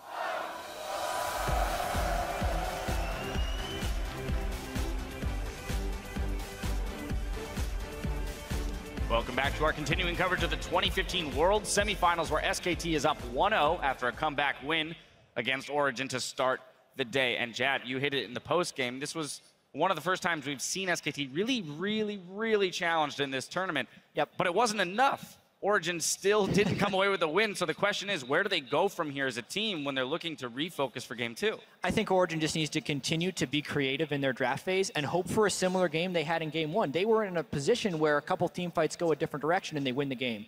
I really like what they did in the draft phase because there are two specific subsets of champions that you can starve in the draft phase right now. Junglers and the OPs right now. So unless SKT is willing to play the same red side game that SKT did last game, they're going to get the same thing, or they're going to get one of the starved champion pools pick the litter. And what I really liked about Origin, and we talked before, what does Origin have to do to make this a competitive match? Well, they came roaring out of the gate, much more aggressive play than we've seen before, getting those early game leads. And that's something that has not only not happened against SK Telecom, Origin has not been doing it either. So this is a really strong, I think, initial performance and might make this best of 5 much closer than I originally thought. If you had to look at one individual on Origin to step it up this time around, who are you looking at? I have to say Amazing. I think he got caught out in some of the later team fights and was playing a bit risky as to how he was checking around vision. And he does need to do, I think, a lot more. And I'm also concerned about the low amount of pressure he put out in the early game in that last one, as well as the presence around Soaz in the top side. Yeah, if you watch his early game, he sent both of his extremely farm-heavy paths ended up bot lane while the Tristana was pushing. I understand you have to save that lane, but this is during top lane's fiasco of he burns TP and flash. So I think they're still not understanding where he needs to be at all times, like where the most efficient pathing is for him. And then, yeah, later in the game, once they lost, the vision control over Baron was really weird. They get the first Baron, and then this is OG's style that I was talking about earlier, that they're kind of getting better into like the slow kind of play that SKT is really good at. And it shows, like, they got the first Baron, that's great, but now where are the pinks around Baron? Where are the vision control around Baron? The next thing that happens is SKT just sets up camp around Baron and continually catches Origin trying to come back in. All right, well, it's time to see if Origin can tie the series in Game 2. And as we check in with the casters, Marin shares SKT's strategy for dealing with Origin's strong team coordination. 일단 부담감은 그렇게 크진 않고요. 그래도 평소에 하던 대로 하면 될 것 같고 오지팀이 운영을 좀 잘 하는 것 같은데 라인전에서부터 스노우볼을 좀 굴려가면 운영을 하기 전에 이길 수 있을 것 같습니다. Well, it's interesting. He talks about the fact that, we think we can win before they start making those plays, but it was actually Origin that actually started out with a strong early game, and it was SKT making really clutch plays at the end of the game that got them back in. Yeah, the two main things, the two factors that really led to that comeback for SKT, the huge split pushing threat of Fiora. Marin's been great on this champion. Yep. And then obviously EasyHoon on the Azir, classic champion for him. The late game so secure with that. At the same time, we can pull into question Amazing's pathing and just how he wasn't helping Soaz that often, because he made a phenomenal outplay. Juking that flash, then going to the brush and teleporting out. But all intents and purposes, Soaz should have been dead right there. That should have been a snowballing Marin in the laning phase, and that could have been the defining matchup that early in the game already, and Amazing couldn't get as much done at the other side. And I like that point with a small tweak of actually not going to help Soaz, but making the play on the bottom side of the map. There were multiple times where Amazing was on the bottom side of the map while Soaz was taking up the time of multiple members, and he wasn't able to punish Bang and Wolf, who were in the extended lane. So now we get to see what adaptations are made as we get ourselves into the game. Back in game 1, SKT blue side of those 100% pick ban champions of Gangplank Mordekaiser. I guess Mordekaiser actually more like 97%. He went by once, but now Origin making some swaps. They're figuring out what SKT wanted to play. Now they're doing some very specific bans. The Azir is already away from EasyHoon. They retain the Lulu ban here, and we can see the junglers are not pinched yet. Could see a Rek'Sai ban here from Origin and then going for the Elise first pick. That is one of the strategies you can do, or just leave them all open and get the Kalista on your side.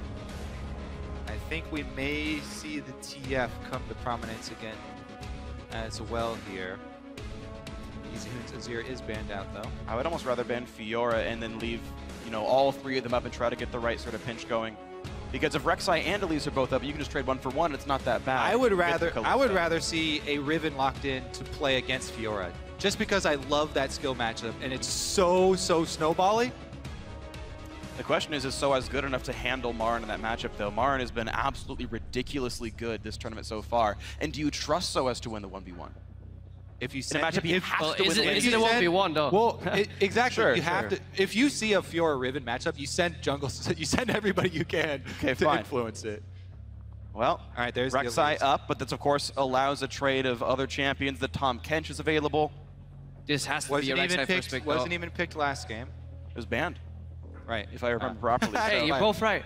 No. Hey, look at us. All of us putting our stats into work here. I don't think it was banned, but maybe I'm wrong then. Maybe it wasn't blue side banned, and I'm just silly. Well, either way, the Rek'Sai first pick did come through. There is the Tahm Kench. Maybe it was. I don't know, man. I don't know. Either way, you were right that it wasn't picked. So 100% Kobe is correct. So remember, though, Thresh does a very similar thing, or Origin will use Thresh in a very similar manner. Well, they'll have Mithy trail on the side lanes that are split pushing, use the Lantern for a long range save of someone who's trying to control minion waves. And if this Orianna gets locked in, I wonder why exactly the Elise ban came through from SKT. The only sort of OP they got from this trade was the Tahm Kench. It probably just got to a point where they're comfortable playing any jungler into Rek'Sai, and they think that matchup disparity just is smaller than playing anything into Elise, because SKT have shown to love Elise. 5 first picks in 5 blue side games leading up to this game all have been on Every on jungler Elise. in the world is... Elise is the top tier right now, so like you don't want to play into that. Yeah, the question is playing the Delta, into, right? Playing into Rek'Sai is much more of a generalist. She is strong, does have a slight advantage. I'm not debating the most strength. other ones. It's the delta between Rek'Sai Elise and then Rek'Sai next. Exactly. And SKT decides that the Rek'Sai next delta is not as big. That's what it comes down to, and they decided that Tahm Kench is worth picking up first round. The Orianna, though, blind pick is very atypical. SKT have never, I believe, first round blue sided a mid laner. Or red side, rather. Easy unafraid. Origin to make their choices. Though the dual lane locked in here, Tristana picked up quite quickly. Just want to get more feel of what Origin's going to bring to the table so they can cater their jungle pick. Because now you have to go into, instead of like these generic junglers that work in every situation, you may want to get something very specific for this matchup. And you have to look at the whole team comp as well. With Tahm Kench and Orianna locked in really early, it looks like a very defensive lineup coming out of the bat here, but Sivir being locked in to boost the speed here of the entire team, and we'll have another look at Bengi's Jarvan. Well, that's interesting, actually, the fact that Sivir got grabbed, because normally we saw Tahm Kench do as well with a Jinx, right? Protecting a hyper carry. The hyper carry here is not the AD carry, it is Marin just on a top lane. This is, instead of a Jugger Jinx, Jugger Sivir composition, may just become like a Jugger Fiora. A Jugger Fiora composition where your entire lineup revolves around facilitating that top laner. A lot of the strong top laners in this matchup, in this meta rather, have weaknesses in terms of mobility. Well, that's solved. They can fall low in fights. That's solved, and you have an Orianna for these team fights later on. Also, may I say, the Kenshi is actually a big threat in himself, and speed boosting up Tahm Kench is very scary. Tahm Kench only needs like 3 stats: health, speed, and you can throw in some resistances and cooldown reduction. It's basically and he's good to go. Speed of spells, cooldown reduction, great, more health and speed. Well, last few picks here for Origin. Will they go back to this Victor for Xpeke? He played a ton of Anivia last week. Looks like he's back to the Victor here. The Fiora will get grabbed up by Origin. No, it does go back to the Anivia. So, 2 major carries, a nice backline. Anivia can do plenty. Baby. And now SKT say, all right, well. So I do like this preemptive sort of attempt at a counter of a top lane melee carry. From SKT, locking in the Anivia and Morgana. You can do a decent amount to hinder the movements there of whatever top lane carry, but it looks like just an more early game focused, sort of base damage oriented SKT. This is what Marin wanted to do. This is the counter pick that Someday had prepared against That's risky, though. 2 Tigers, and it didn't work out. Now the Renekton does come through, so it's not quite the Riven versus Fiora matchup, but it is Renekton. Not even close. Fiora. I feel like it starts with the same letter. Completely different. You do AoE with pressing Q. I mean, this is the same flavor of champion in a lot of ways. Origin with another composition that they've run a lot before, where they just have incredibly slow game pace. They want to get that Anivia rolling, and then later in the game, they can start kiting in the team fights in the mid game. That's what they use the wall for, the bindings, the black shield. And then in the late game, once they start sieging, this is an incredibly hard to defend against siege composition, because later, like I'm talking 35 plus minutes, wall on one side, ulti on the other, and Tristana only needs 5 seconds to tear away at your tower. So Origin with some tricky team fights here. But if SKT can close the gap, catch Expeke with a single CC, the fight can turn, and they do have the tools to do that. Yeah, and I feel like SKT do have an early game oriented advantage as well here versus Origin. Anivia takes quite a while to scale up there. And Renekton right out of the gate is going to be huge. To your point, Freak, the one real big similarity there is the riposte versus the stun that's hard to see. Renekton's stun is not telegraphed very much either, much like Ribbon's. So that is the really difficult part of this skill matchup. You have to guess. You have to guess when the stun comes out. And it's the really entertaining part, because then you get into the mind games of how early are you going to throw it out. Because after you throw a post, if you don't hit it, Renekton will punish you severely. He will punish you. So we'll see if that punishment happens, guys. And you can let us know if you think it will as well. As always, tweet at LOL Esports, hashtag SKT win or hashtag OG win based on which team you think is going to take this one home. But right now, SK Telecom T1, 10-0 in the World Championship. They're going for win number 11. Origin want to win this one, make it 1-1. Yeah, and then just an interesting matchup in the bottom lane too. Tristana playing against a Spell Shield, playing against the Tahm Kench. Devour can deny the explosive charge from doing damage if you're in Tahm Kench's belly. But at the other side of that matchup, you have Black Shield, and Tahm Kench only gets online once you get 3 stacks. That's when you get a super easy Black Shield to deny any of the effects of Devour or Tongue Lash. So meanwhile, we have a lot of champions toward the top side of the map here. Morgana moving in for the Tri-Bush binding. He can throw it blind. Oh, wow. By chance, Marin walks forward. That would have been a flash down. And maybe even a kill if Peke landed Q. All right, round 2, boys. Marin's a genius. Whoa. Faked him out. Well, they actually kind of have a bit of surround on Wolf and Bang, but is the cooldown back up, though? Binding is going to hit Wolf. They're going to land the stun from Anivia as well. Marin buys some time, and SKT walk away. No summoners lost. Ooh. No counter wards, though. There's nobody infiltrating Origin's jungle. So right now, Origin is the team getting deep vision. Marin moving in again. They land the bind into Mithy. Oh, and the stun lands. Exhaust is there. There's a flash by Marin, but it's not going to be enough. He will go down. Niels is going to get it. First blood to Origin. What a level 1. And this is why I love Niels. Any other player would finish him off with a hit. Niels knows it's going to happen anyway, so he starts taunting Marin. Just hashtag just tilted, boys. I would have liked to see the flare as well, but that's just bonus points. Well, for the second time ever in the entire month of October, SKT have given up first blood in professional play. And now we're going to start with another aggressive jungle invade by the OG squad. Looks like they're going to find the top lane up top for the 2v2 as well. Can Mithy stop the Krug, though? Because Tristana did get the first blood, but it looks like they've gotten away. Oh! Hits Wolf, though. With the Krug there for SKT duo lane. But it's a matched lane with Wolf incredibly low and the rest of his team nearby. And more importantly, you have a potion advantage. 3 potions here on Niels picked up in addition to that longsword, because yeah, he flashed for that kill. He needs to get level 2 so he gets a jump. Binding hits Bang, goes wow. Spell Shield, but Damage hit Wolf. Ooh. You gotta wait with that with that Devour too. You can't do it too early, because then once you throw him out, it will still do damage. So perfect timing there from Wolf. And good aggressive play from Mithy.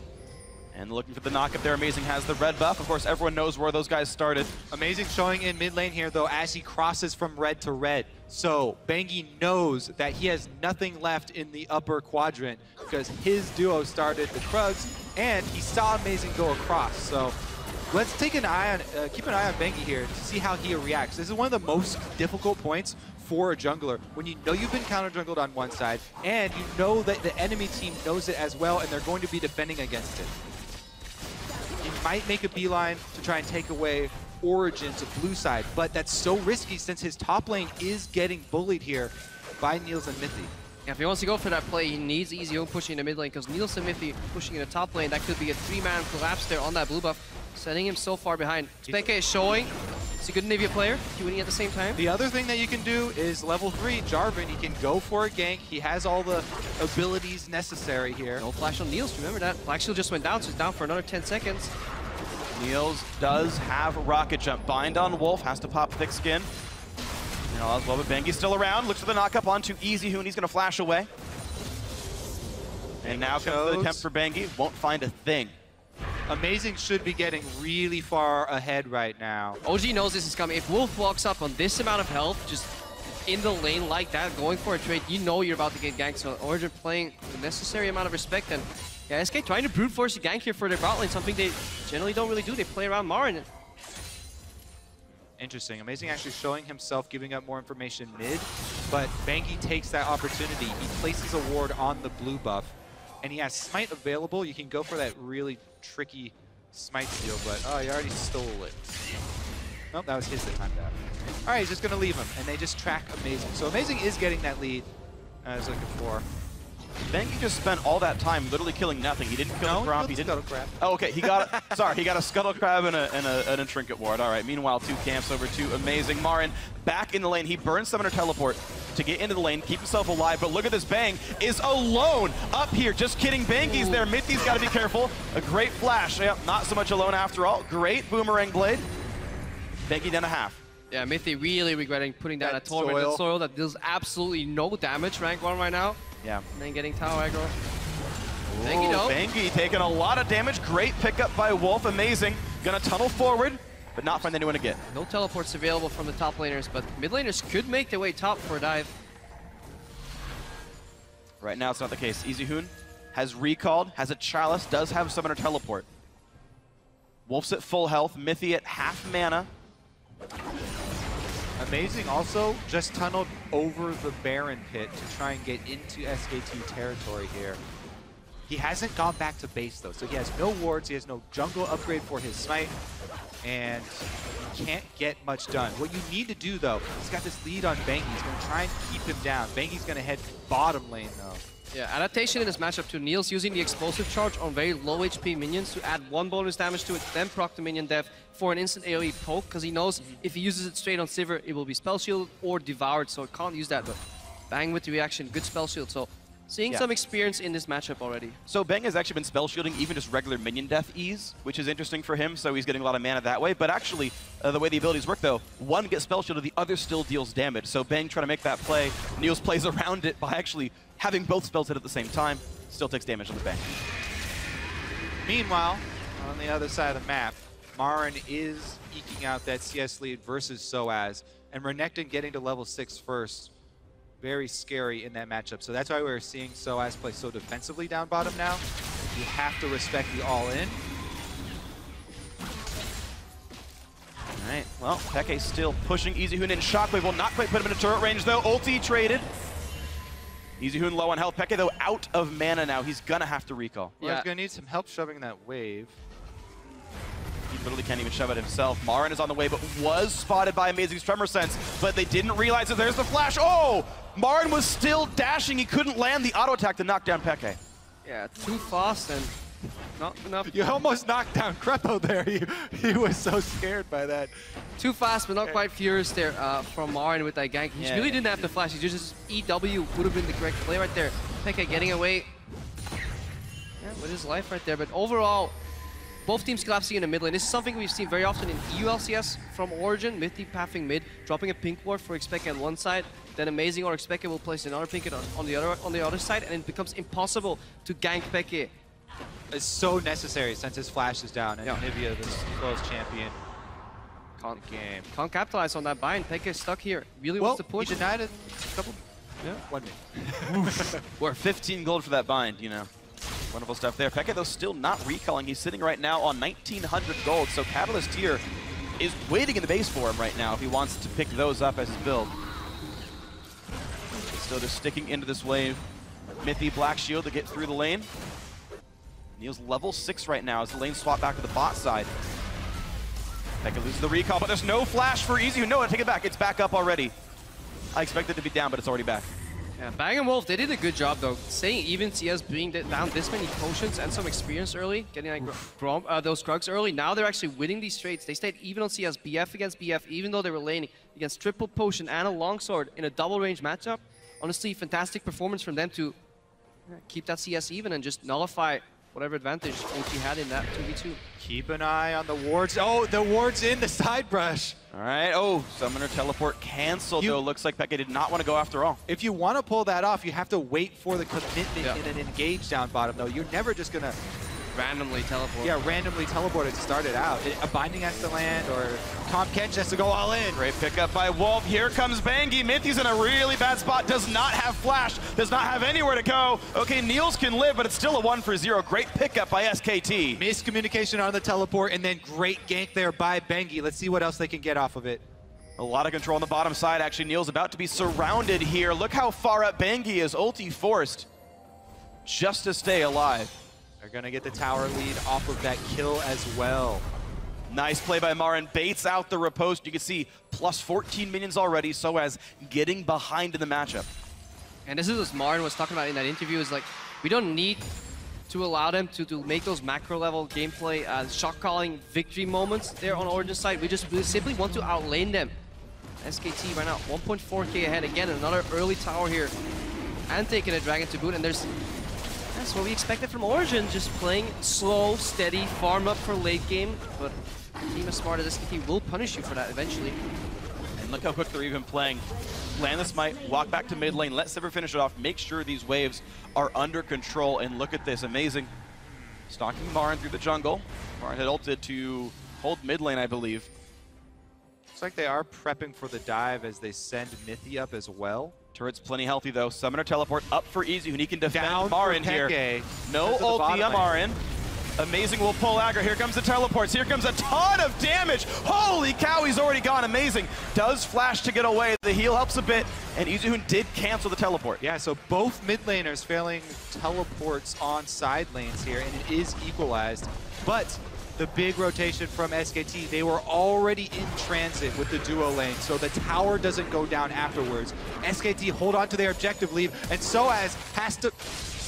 He has flash though. A nice black shield stops the knockup, so it doesn't even have to flash away. There's no chance to kill him. There's not enough magic damage in the kit to break the black shield. Yeah, good play there for Origin, just preserving the flash on Soaz, relying on the black shield against the Tom Kench. And it was actually expected that canceled Easyhoon's teleport in the mid lane. He got stunned out of that because signature move, you're gonna dive top. Well, expect it. All he has to do is find the Hoon, stop his teleport, because he himself can't follow. Yeah, not that big a deal. I think Easyhoon wouldn't have been able to get much done up there, but the blue steal is very important against Anivia, denying that resource from Peke in the mid lane. He does get the shove into lane and might be able to wall off Easyhoon from one minion wave, though. It is good against Anivia, but let's not forget Peke. Oh, this here. Nice play though, force the flash, still lands a stun, amazing. Oh no! No. Overextends, he's missing flash. Soaz gets some damage in and all is well, nothing too bad picked up, but now look at the bottom side. Soaz has teleport. Marin once again being attacked. Here comes the aggro. Wow, a big minion chunk gone, and Mithy had aggro. A nice double slice and dice, more slows in for the team, and they just keep stacking everything in, but Wolf is here for the save. Soaz maybe went a little bit too far, all is well, man saved. Peke meanwhile turned into an egg, and the push comes in, but Amazing is here! The two-man knockup trades onto Bang, mid laner for AD carry, and Amazing still in the chase, but no one's around to make this still happen. Mithy are heading up, but fairly far away still. Amazing taking more damage than he probably needed to. The unburrowed range nerf right there. I think it might have still been on the cooldown. I believe the timer was timed out. Well, meanwhile though, Marin back to the bottom lane. Wolf was nearby this time around though. They know to hide back. Soaz will not find the dive. Meanwhile, top lane just has waves and waves crash into the turret, suicide him. Here comes the push towards the backside. Can they find Easyhoon? No. They found him. He's in the mid lane. He's in Kench's belly. In the mid lane. Yeah, really good dives here set up by Origin. Good execution from Marin to make it out of there alive. Really playing in front of the tower and then double dashing his way out of there. Just in time for Wolf. They did deny the blue buff unexpected. Let's see why he went down here. Just not respecting that Bang being MIA. A really good use of Sivir ultimate and aggressive flash to take that expected egg. Yeah. So if Peke was willing to flash, he needed to flash Shockwave. So just a great pickup there by Easyhoon. And okay, that re-engaged to at least trade 1-for-1. A great play by Amazing. So he's getting a much better game than he was in game 1. Something we've seen from Origin overall though, where they're setting up a really solid play at one side of the map and they're just simply not respecting the other side of the map enough. Wolf and Bang have made very quick recalls to swap between lanes, and the Tom Kench has already saved many alive. All said and done, the Origin are up 1 kill total right now. And the mind game of when will Riposte come out continues to evolve. Soaz this time didn't even press it. And Marin didn't even try to stun. Fun to watch them go back and forth with mind games there. Another giant lead for Marin. Another interesting point about Marin is that the champions he's been selecting, Renekton and Fiora, over and over here at Worlds, are champions that build into Tiamat. Tiamat is such a crucial part of how SKT control minion waves. It's crucial to their game plan that Marin, as the captain and as the one who gets the experience lead early, is able to quickly clear the minion wave and then make his map movement afterwards to keep up the extra pressure that SKT try and work with. Tiamat already completed here for him, and he has a huge CS lead to work with. Better damage on a Wolf, but all is well. Bang had popped the ulti to keep the chase going. EasyHoon does have Shockwave, but Mythy is around with the chance of Black Shield. Peke is out of mana, though. He can no longer slow anyone down. Dodges the tongue, all is well. Bot lane's getting pushed in, no one's holding it. Scuttle crabs are very important. Yes. So, 4 people mid for SKT. They're trying to trade bottom lane for mid lane pressure here. And with Peke out of mana, I think they'll be able to make the trade. Yeah, look at the hesitation from Niels. He tapped actually away from that bottom lane tower into the triangle, saw the pink ward, doesn't have time to kill it, now returns back to the bottom lane. And this is the key difference that we've seen in these teams. Incredibly decisive map movement from Origin overall and SKT. They get away with murder here. Yeah, that turret is the repercussions of stealing the blue buff. Niels sticks around bottom, doesn't get the turret, and has to make a move up the river. And they might literally get murder then, as Niels is now beset by a bunch of champions. Rocket Jump comes in, not enough to knock down Bang. Great play by SKT. Set, little bit of extra pressure, chain reaction. Starting 5 minutes ago when they steal the blue buff, continually attack mid to burn Peke's mana, get him out of the mid lane, no wave clear, and they're able to get multiple objectives off of it while keeping all of their outer turrets up. Yeah, and this is why this Tahm Kench pick fits so well in SKT's playstyle, and especially in this composition. You have a top player that likes being alone 1v1 in the fight. You have a Sivir that is utility AD carry that likes quick pushing waves, rotate quickly between lanes. Tahm Kench can show up behind these towers and really find yourself in positions where you usually don't expect to be ganked from. Really quick rotations, really quick pickoffs, and that's the way SKT likes to play. Open up the map, 1-3-1. Wolf, he's somewhere in the middle. Early game with Shen, that's what he wanted to do, defend against these picks. Now he wants to make them with the Abyssal Voyage. And think about it, these champions all fit the same thematic, and in this game, SKT was willing to trade away that Rek'Sai. And yes, Amazing's had a better game this time than in game 1, but look at what Wolf has done. He's saved multiple teammates now with the Devour. He's made at least one pick now with that ulti. And here we go again, easy dragon pickup for SKT and trade for top turret. They still have time on Origin's side though. By no means is this gold lead that important. If you can keep it within the 2,000, 3,000 margin, you have Anivia with the incredibly well-scaling late game build, really good kiting champion later on too. You have Niels who will scale at least even with Bang, and then Fiora will most definitely outscale Renekton. So SKT, they're playing on a bit of a clock. Anivia also is troublesome for Sivir as well, as far as AD carries go. So if Peke can hold his own, he is keeping up in CS while giving up turret ground. And it's a really late game scaling team, of course. Tristana, long-ranged, high auto-tech uptime, and Nivea stacking up both tier and Rod of Ages, so a lot of room to grow, but with SKT being so good at closing out games, they are ahead. This is risky for Origin.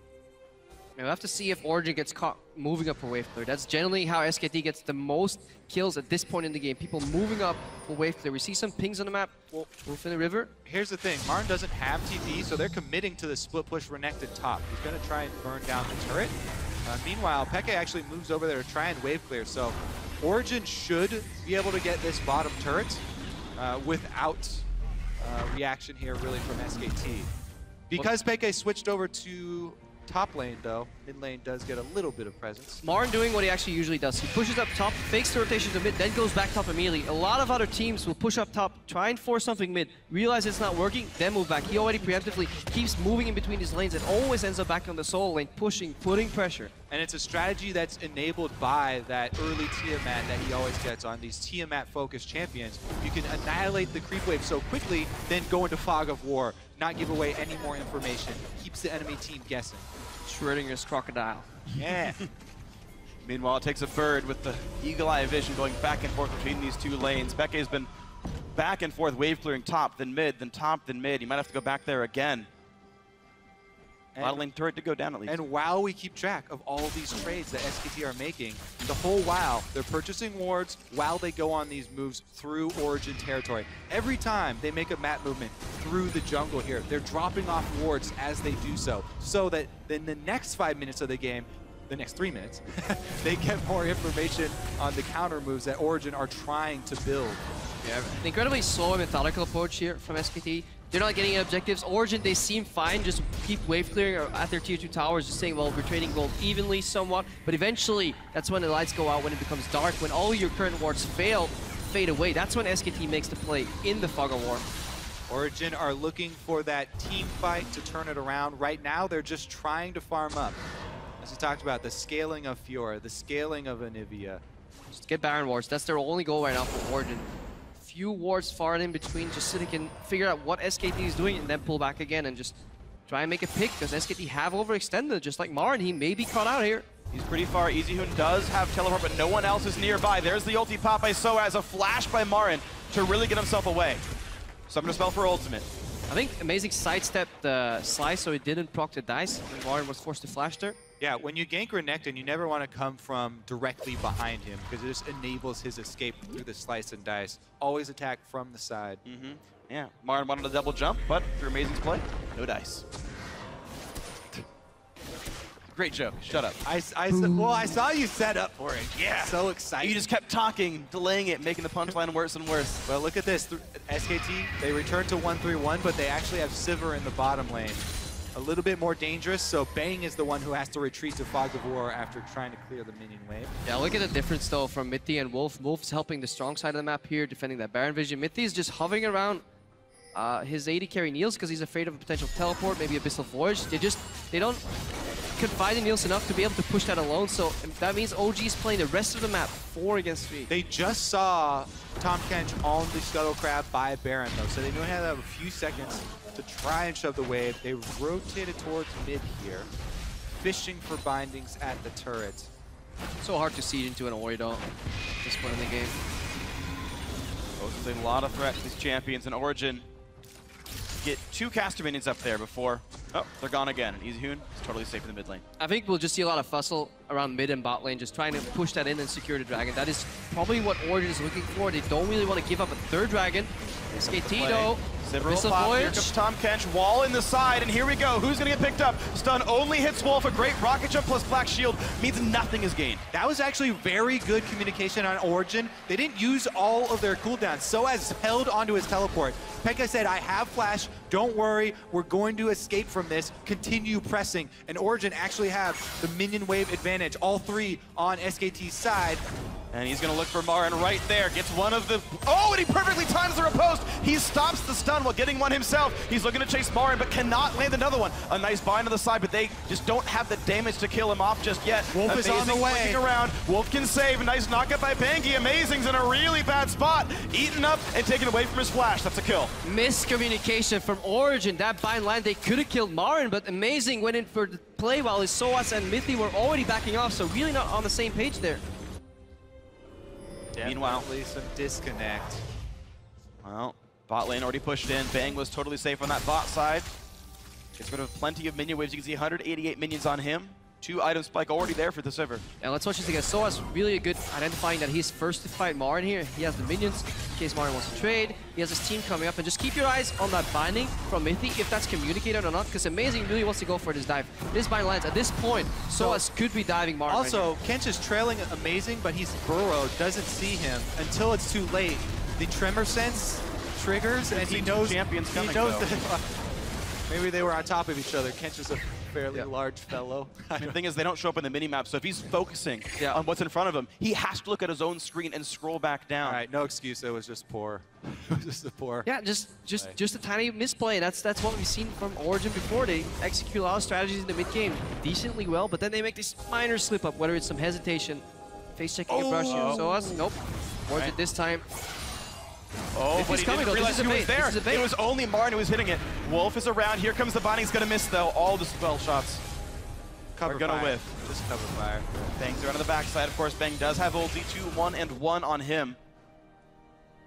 Good start, another fight. Top side. fairly similar items, and despite the fact that Marin had 2 deaths, he's got so much farm. Soaz again looks for the fight, will land the grand challenge all the way, but look how little damage he actually dealt. The lack of farm hurting him here. And the rest of the team is coming. Here they come for the fight. Wolf is low, but has the gray health. Niels will go down to Bang, takes the wrong take, and oh, it's gonna get worse before it gets better. 3 kills already. It's gonna be 4 before long. Amazing. He's gonna tunnel away. He will survive, actually. And now Bangi finds the dunk. Xpeke is in a really bad spot. No flash. Shockwave's gonna land. It's gonna be 4 kills easily for SK Telecom T1. That is such a huge swing. That is so difficult to come back from. This is going to be a Baron on top of it, and then SKT are going to take a commanding lead here. Peke had actually started to move up the river first, but didn't pull trigger the teleport. EasyHoon just teleports right in there, and they cut off Origin as they're trying to come in and help. Problem for Origin is they're trying to get rid of this split push situation they're finding themselves in by collapsing on Marin first. This is not the first time we have people collapsing on Marin. Look at Amazing and Mithy on your minimap. The problem is, if you force SKT to play on 2 lanes or just a single lane, you will be caught into a team fight. And you look at Niels right here. He's pathing through the brush with no vision, focusing Wolf. Bang! Just takes him out immediately. Just a little bit of damage from Bangi there. And at this point, the fight is lost because Wolf denies the death on Renekton here. Amazing has to path out, and Xpeke, just as we pointed out, isn't even in the fight. Yeah, Tahm Kench's biggest power is nullifying cooldowns of the enemy team and nullifying damage output of the enemy team. The burst from Niels, his combo was used on Tahm Kench, then Bang arrives and gets to use his full 80 carry combo to win out in that duel, and Wolf still has enough health to survive and go save Marin. Soaz, meanwhile, he's got enough to go kill off Soaz now as well. Soaz blocks only as slow with riposte, does dodge away from Bangi's knockup and all as well. Soaz has done a good job of getting himself out of very dangerous situations. Yeah, Origin correctly identifying Marin as a shot caller and front runner on a lot of these map-wide plays from SKT, trying to collapse him in early before the split push sets in, relying on Xpeke being able to wave clear in a numbers disadvantage, but Marin showing why he's such a smart player. He very rarely gets killed in these exchanges. He may seem to get caught, but he's always manages to find a way out. Not only does he avoid getting killed, he always earns this, look, 3-level advantage over Soaz, annihilating the minion wave, moving on, and keeping up the pressure. Now down bottom, he's going to try and split push while the rest of He's actually fighting Niels. Keep up pressure. Niels has to run. Meanwhile, topside's getting saved. Niels is definitely going to die. There's the Origin swag, and just like this game, it looks like they might have their second loss. Again, SKT as a team, they turn around bad situations in their favor. Marin gets collapsed upon while he disengages. Then instead of letting people base, he trails, finds one guy still trying to base there, Niels on the minimap. He dashed in, got him low, and on the other side of the map, they're pushing in, using On the Hunt for even more pressure. Origin, they just don't know how to deal with this. All they have is wave clear from Anivia, but it's so hard to do that into the Baron buff. And they slowly keep these turrets alive. They still drop, though, and of course, Marin, who had already won the 1v1, getting plenty of damage down to the bot side. He's still got a Baroned up wave. This will be another turret picked up, so SK Telecom up 6 turrets to 9 kills to 3. They've got almost everything they could want in this game. Even Bangi invading into Amazing's jungle while his AD carries back in base. They've cleaned up everything outside of inhibitor turrets of the Origin base so far. I do like what Origin's trying to do, though. They're the first team, really, that tries to fight SKT before they get the entire split push down. Split push's strategy is very weak when you're trying to set it up. If you get all 3 lanes pushing at once with some wards in between, you generally lose out once you collapse on a single lane. So they're trying to hit Marin before he gets going. Before those wards come in. They're just not executing it all that well. And then, most importantly, they don't back off on a bad play. Like on top, sometimes you just gotta let him go. Don't do that. And of course, part of it did go well, right? Marin started out 0-2-0, but as you mentioned, the misplays. Now he's 2-2-1. Marin was always up in CS, even with all those deaths. He was routinely outlaning Soaz, and Kobe, you talked about picking for a lane matchup to hold down Riven. Maybe Soaz would do it. This time, Marin's doing it, and yes, he won the lane matchup, and this Fiora, down 3 levels, can't win the one-on-ones. Origin's main goal right now is just holding on, making it 10 more minutes into the game, trying to wait for the scaling. Look at that, your opponent. almost a 5,000 gold Baron power play, this one from SKT. Dragon stacking is going to get to be a problem as well. So Origin, the timer is ticking. It's very difficult for them to hold on because SKT have been diligent in keeping up the dragon stacking as well as the lane pressure. Number 4 going to come very, very quickly here. This one will go uncontested, and Origin may make a stand at number 5. A patient player by SKT, pushing all lanes, warding in between, they back off, and they get another dragon uncontested. So Origin, yeah, waiting for that 5th dragon, maybe sneaking a Baron fight somewhere, trying to pick somebody off. But it's getting incredibly hard in these team fights to start winning them. The shield's coming out from Easy. If that's on cooldown, you still have Devour.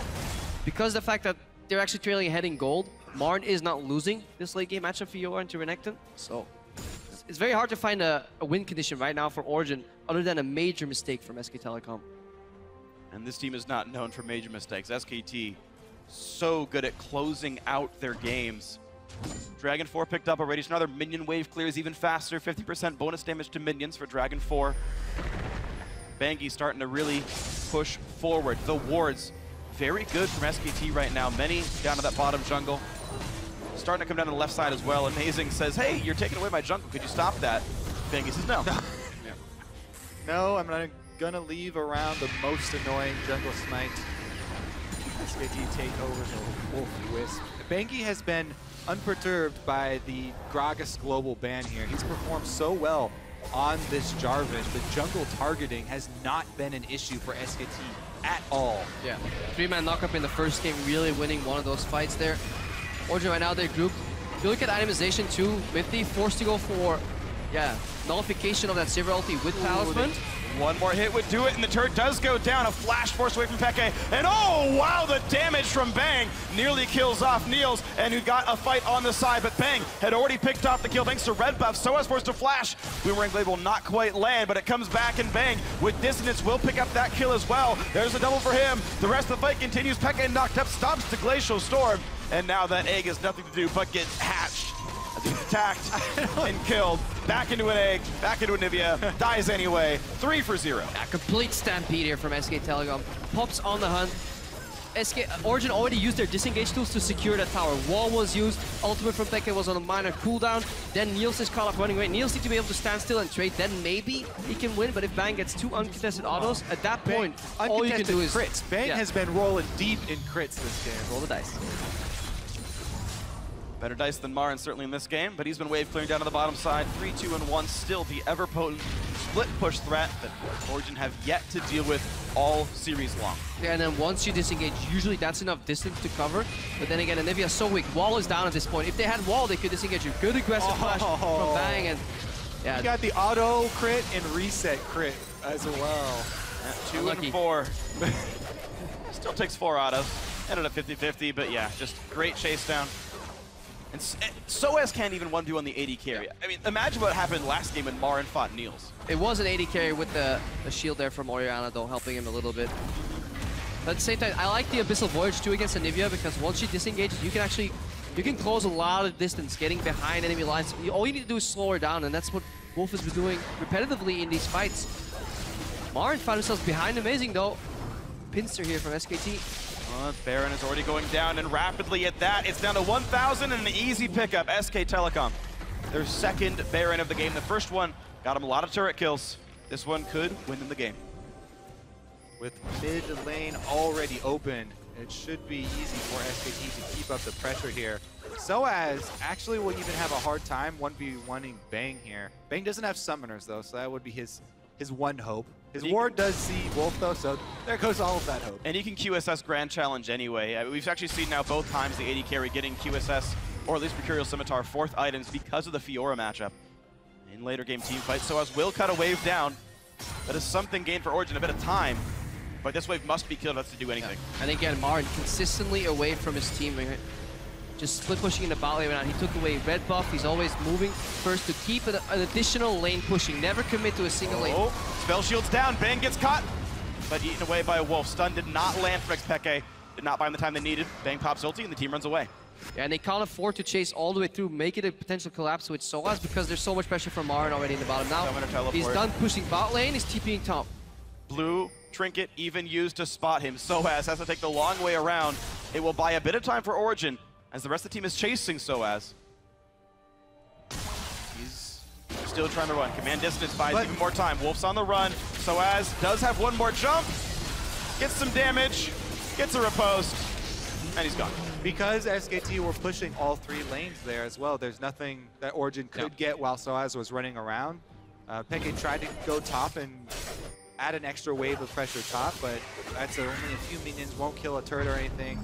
And that's the playstyle. SKT return bottom, yeah. Push every lane. If you do lose a fight, which is where, on itself, for SKT, there's very rare occasions where teams can actually capitalize with an additional objective. You lose a fight around Dragon against it, or you win a fight around Dragon against SKT, yeah, you can take a Dragon, but almost never can you take another tower, and that's why they came into this series without having dropped a single tier 2 turret. Origin, with some creative shot calling, some really good laning phases so far, have breached those towers. They've actually gave SKT a run for their money, but still, in the late game, SKT showing just complete dominance of macro level shot calling too. You talked earlier about how hard it is to siege against Orianna. It's even worse siege against Anivia, and SKT have still managed to crack a good portion of this base by pushing those other waves down as well. So critical that they were able to get that mid inhibitor turret down, because once you have Baron buff now, it just flows right in. Also, SKT doing a good job just sieging other lanes than Anivia to never commit 5 mana to Anivia lane, because then wall and ult just get too much value. Marin consistently split pushing, and you can see so far ahead. This is Dragon number 5 that will get annihilated really Whoa! Already 1 kill picked up. Make that 2. No, amazing. Just barely slinking away, and a big wall says no thank you. But that's a Dragon 5 that goes to SKT, no problem. Meanwhile, Soaz doesn't get the memo that the team disengaged. He's going to be an easy kill. Goes over to Wolf. Yeah. Push all lanes, deny vision, and wait for the imminent face check. And OG were forced to make this play. This was probably their best play, and hope that SKT made a mistake in their warding. But right now, Peke.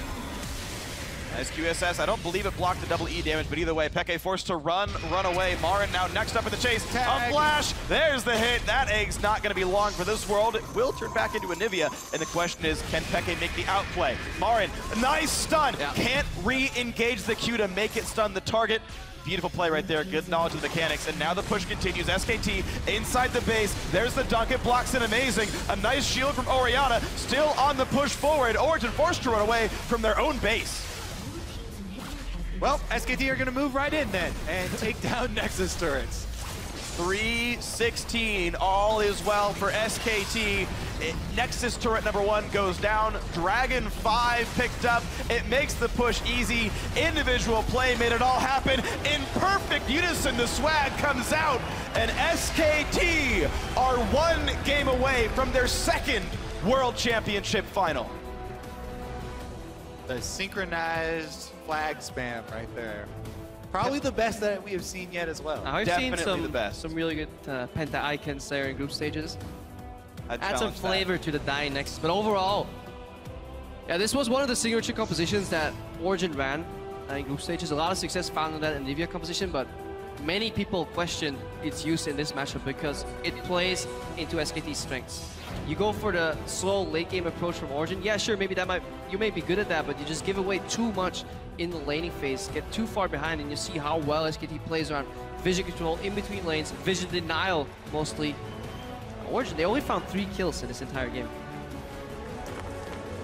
And unlike the first one, there was no sizable early game lead for these guys. Yes, a great level 1 got on first blood, nice bindings, nice stuns, and all that, but you talked about it in the lane matchup. Despite the potion and a longsword lead for the AD carry, despite a bunch of health in the advantage, SKT still held equal or maybe even won that 2-on-2 lane. Bot lane turret actually pretty much died at the 2-on-2 once the swap came in.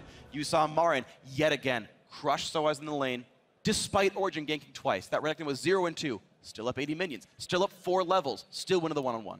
Yeah, there was one key matchup where, or 2 critical moments really of Origin just going a little bit too far in both these games. One time, Amazing going for a dive under the tower. This time, another dive that went wrong, I think where Amazing made the right play, but the binding from Mithy wasn't communicated well enough when they were trying to kill Marin under his own tier 2 tower in the top lane. You can't afford to make those mistakes, man. Not against SKT. When you're against one of the best teams in the world, little mistakes will kill you, and it did in that one. So to break down that 2nd semifinal victory, let's send it back over to Dash. Thank you, gentlemen. Game 2 there for SKT. So looking good in this series so far. We had a lot of questions coming in about how red side teams would adapt to the pick and ban because of the Gragas. So we've now gotten the opportunity to see SKT on their red side as well. They chose to stick with the standard more GP Elise bans and not alter away from it as Origin did. I think this is the standard purple side. Like, we don't want to lose pick and ban that hard. So you ban the Elise, give them the Rek'Sai, that's doable. I think the way they played it is they gave the Rek'Sai up knowing they want the Jarvan, because you see them take the Orianna early, and I think that's baiting Peke into an immobile mid. So that's where the Jarvan actually becomes more viable of a champion, when they do the Ori Jarvan into an immobile mid. I think that's definitely true, and not only that, but it shows us something about SK Telecom's priority. Game 1, they banned Tahm Kench. Game 2, they first picked Tahm Kench on the red side. So they're making a trade right now saying that we would rather have banned the Elise, make sure you get Rek'Sai, as long as we get Tahm Kench. And I can't really argue it after that first game and how well Wolf played it, how many of his teammates he saved, the plays he was making with the Tahm Kench ultimate. It looked very, very valuable indeed. Yeah, Tahm Kench's ability to stifle most aggression, even in the laning phase, when they had to play from a pretty big deficit, because Niels came to lane with longsword and potions versus basically a very disadvantaged Tahm Kench, and even in the laning phase, they were able to stifle aggression. Yeah, we saw a number of kills saved last minute by Wolf with the consumption of a teammate. Now I want to kind of take a look at how this played out in the early game. As you mentioned, they set up an immobile mid laner against EasyHoon and brought the Jarvan in, but we saw a lot of focus in the mid lane in general, which is not something we necessarily expected with these two teams matching up. Yeah, I was actually really happy that, I mean, other than the amazing level 2 gank, I think that was a bit excessive for abusing mid lane mobility.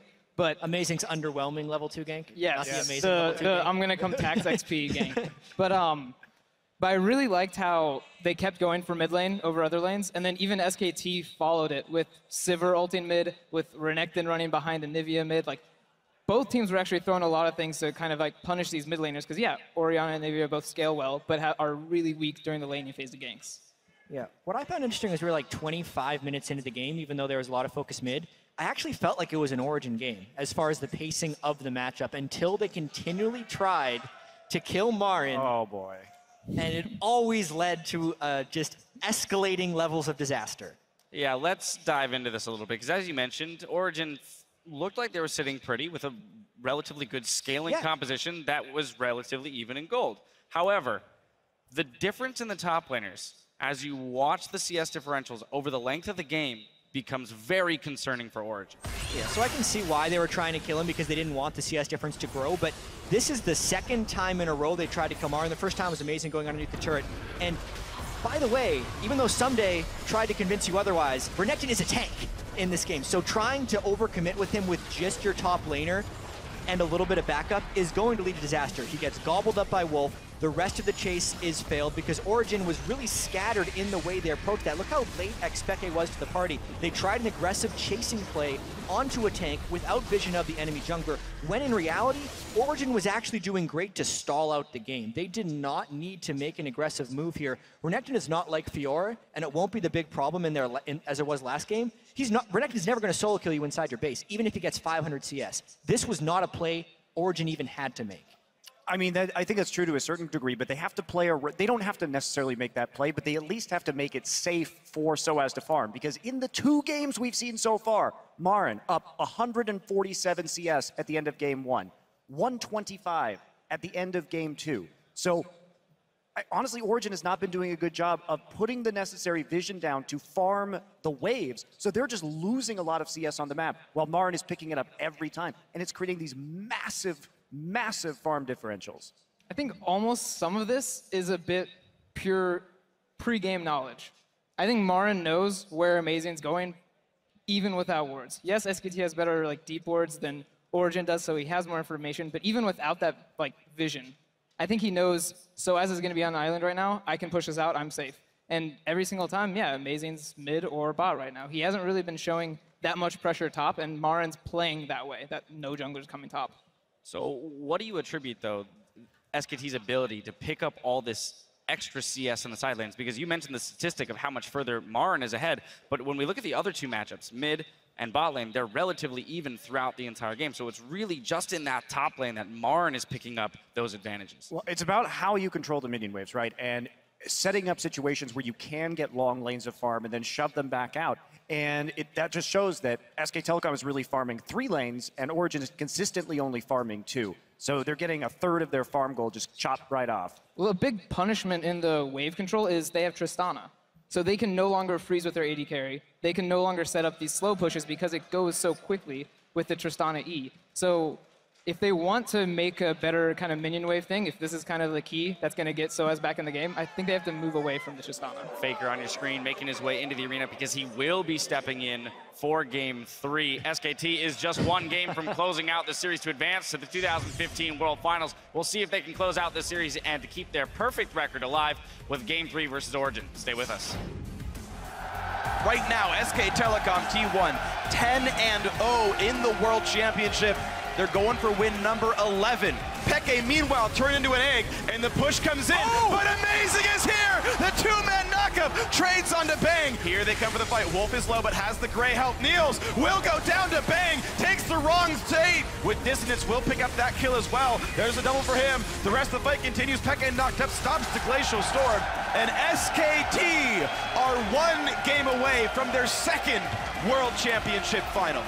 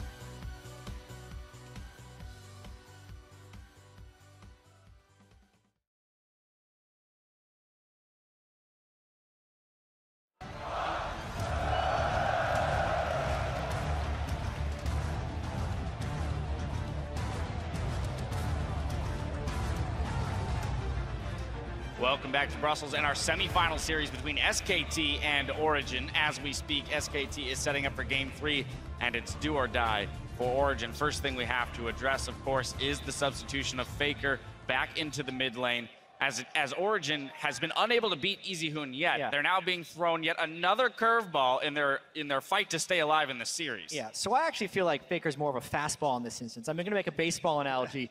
EasyHoon is the guy who throws a bunch of junk, barely throws over 90 miles an hour, curveballs, changeups, sinkers, and now Faker's going to come in and throw 101 miles per hour. The adjustment instantly for Peke in that lane could prove incredibly difficult, and there's a chance that this completely closes the series. So I'm going to make a Princess Bride reference. Oh, dear Lord. So you know that scene in The Princess Bride where Inigo Montoya and the Dread Pirates Robert are fencing, and they're both fencing left-handed, and then he switches over and says, I'm not left-handed, and he switches to his right hand. Well, unfortunately for Origin, they actually are left-handed, so now it's even more imbalanced, and it goes the other way, and the Dread Pirate Roberts gets stabbed and dies. Oh.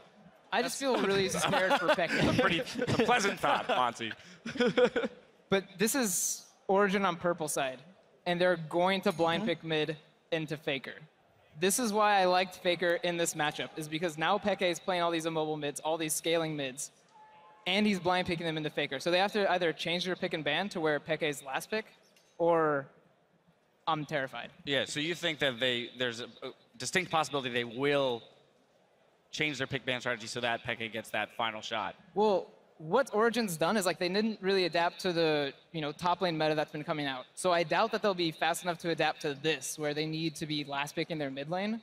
So no, I don't think they will change pick and ban, but I think that would be preferable for Yeah, I do have to point out, though, how close the first two games were up until the dive that Origin failed in the top lane. The first game was Origin's pace. They had a chance to win. Even 20 minutes into last game, they had a chance to win. They need to keep their mindset right. They cannot get tilted by the appearance of Faker, and they need to realize that they came to play. True, but you just mentioned that Faker's going to come in as 101 mile per hour fastball. So how does that change the dynamic of the early game? Because they've been allotted the time to stay even with SKT playing a more farm-centric game. With Faker in the mix, that might not be the case. It probably won't be, in fact, especially because Faker, he has such a staggering champion pool that... Let me just ask probably a question. You had to prepare for SKT in groups. How did you prepare against Faker? Well, it was Ryu, so I know he would win, so it didn't matter. I pretty much said, Ryu, pick what you want to beat Faker with, and that's how it went. But if I was in those shoes, I'd be terrified, because I'm like, yeah, I get to maybe play against Olaf mid, or Aurelia mid, or Dom Kench mid. I can play against anything. This is a really, really crappy situation to be in when you don't get to counterpick your mid.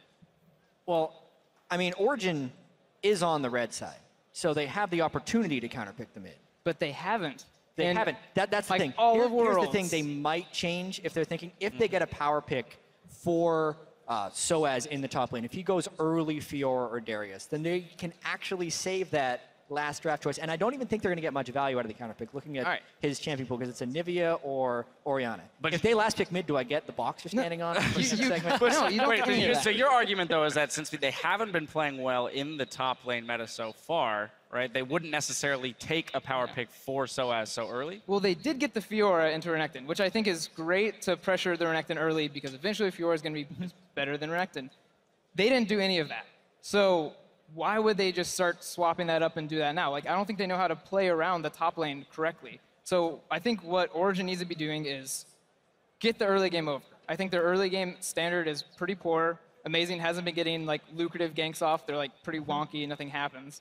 So I think they need to do fast push, get turrets down quickly, and leave Soaz the Turtle. Leave him in the lane that's freezing towards them, and stop giving everything to Niels, because they're going to play around Niels just naturally. They don't need to force it through 2v1s. You're of the opinion that the team should abandon the strategy that has carried them mostly to this point? Yeah, I'm just not the biggest fan of it yet. It's different. I want to see them, and this is obviously they can do whatever they want to do. I want to see them kind of cut their losses as much as they can with Soaz. Put him on a champion he is comfortable with. I hope they force SKT into a choice. Hope to get Lulu through if they can give them Gangplank or Mordekaiser. Just leave them up there and then play around their bottom lane. Even go harder into the strategy that almost worked in games 1 and 2.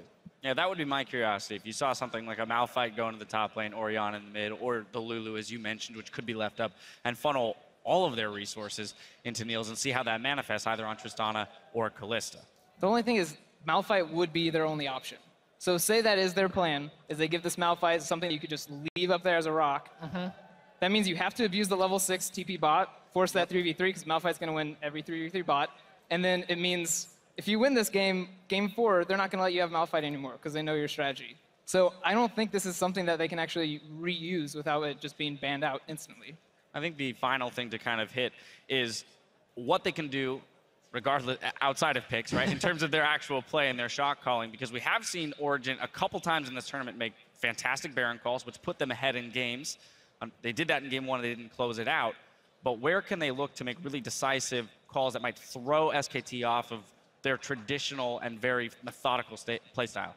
I think it's hard to say that until we see the picks in ban phase, because depending on what Faker plays, they could play very differently. If he's playing a low wave clear champion, that answer may be that question that, okay, we can start really putting emphasis on that mid lane, push, push, push, try and play for towers with the Tristana, with the fast push like we saw them doing in the first game of the series. So I think it's hard to say that until we know exactly what they're playing.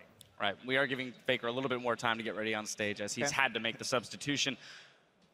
Another curiosity or thought would be, as you mentioned again, leaving some of those larger power picks open. If Tahm Kench, Mordekaiser, GP, Lulu, all of a sudden we see a team decide in their possible final game here to leave everything up and really play the game of trading the power picks, how does that work out?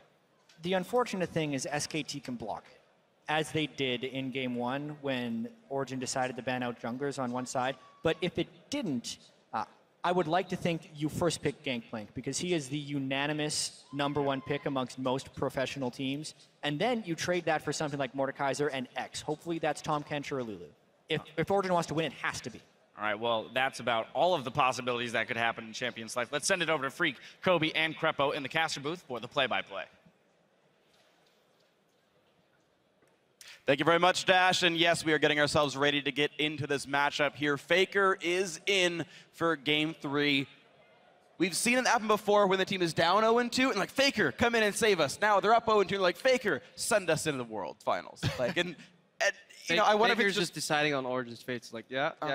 No. I mean, yeah. What if Faker like actually tanks somehow? He's like, he's got to go back in. Faker, like Faker, Marin, hello. Yeah, no, obviously Marin's the big one. Marin is They didn't bring Marin a sub. They didn't need one. I think Marin is like the best top laner in the world right now. Oh, really? Wow, that's I want to go into some bold history. Prediction. Yeah, we're gonna go into some history here, because Marin has had a long road to this point. Okay. When he came out of solo queue, they picked him up because he was supposed to be the top lane Faker. He was the solo queue star. This guy is a shot caller now. This guy does everything. He used to have this weird thing where he would buy home guards really early, and everyone was like, well, I'm not going to jump on that bandwagon. But he gets so much of an experience advantage from it. He gets so much map control, and he's able to early buy these Tiamats like every game, so he can instantly clear waves.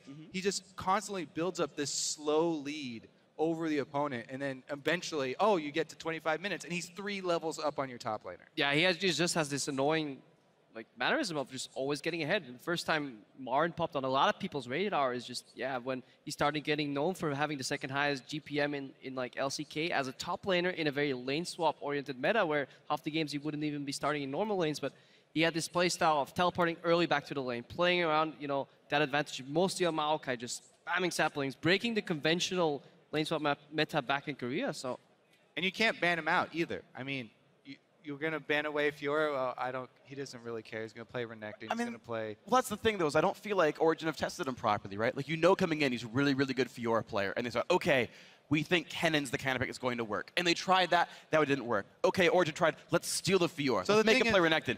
That didn't work. You can't just pick one champion and then be like, okay, that's going to work. You have to focus around top lane. And they tried that last game. Renekton was 0-2. And then it broke apart anyway, right? Like, no matter all these things that Origin keeps trying to hold down Marin, Marin perseveres. See what they can do this game. Origin backs against the walls. They need to make this one count. I think we need to see the Gangplank here. And just kill Faker. Plain and simple. We kill the Faker, then we move on. Down 0-2. They've got the support. They need to rally now. I've seen my fair share of reverse sweeps.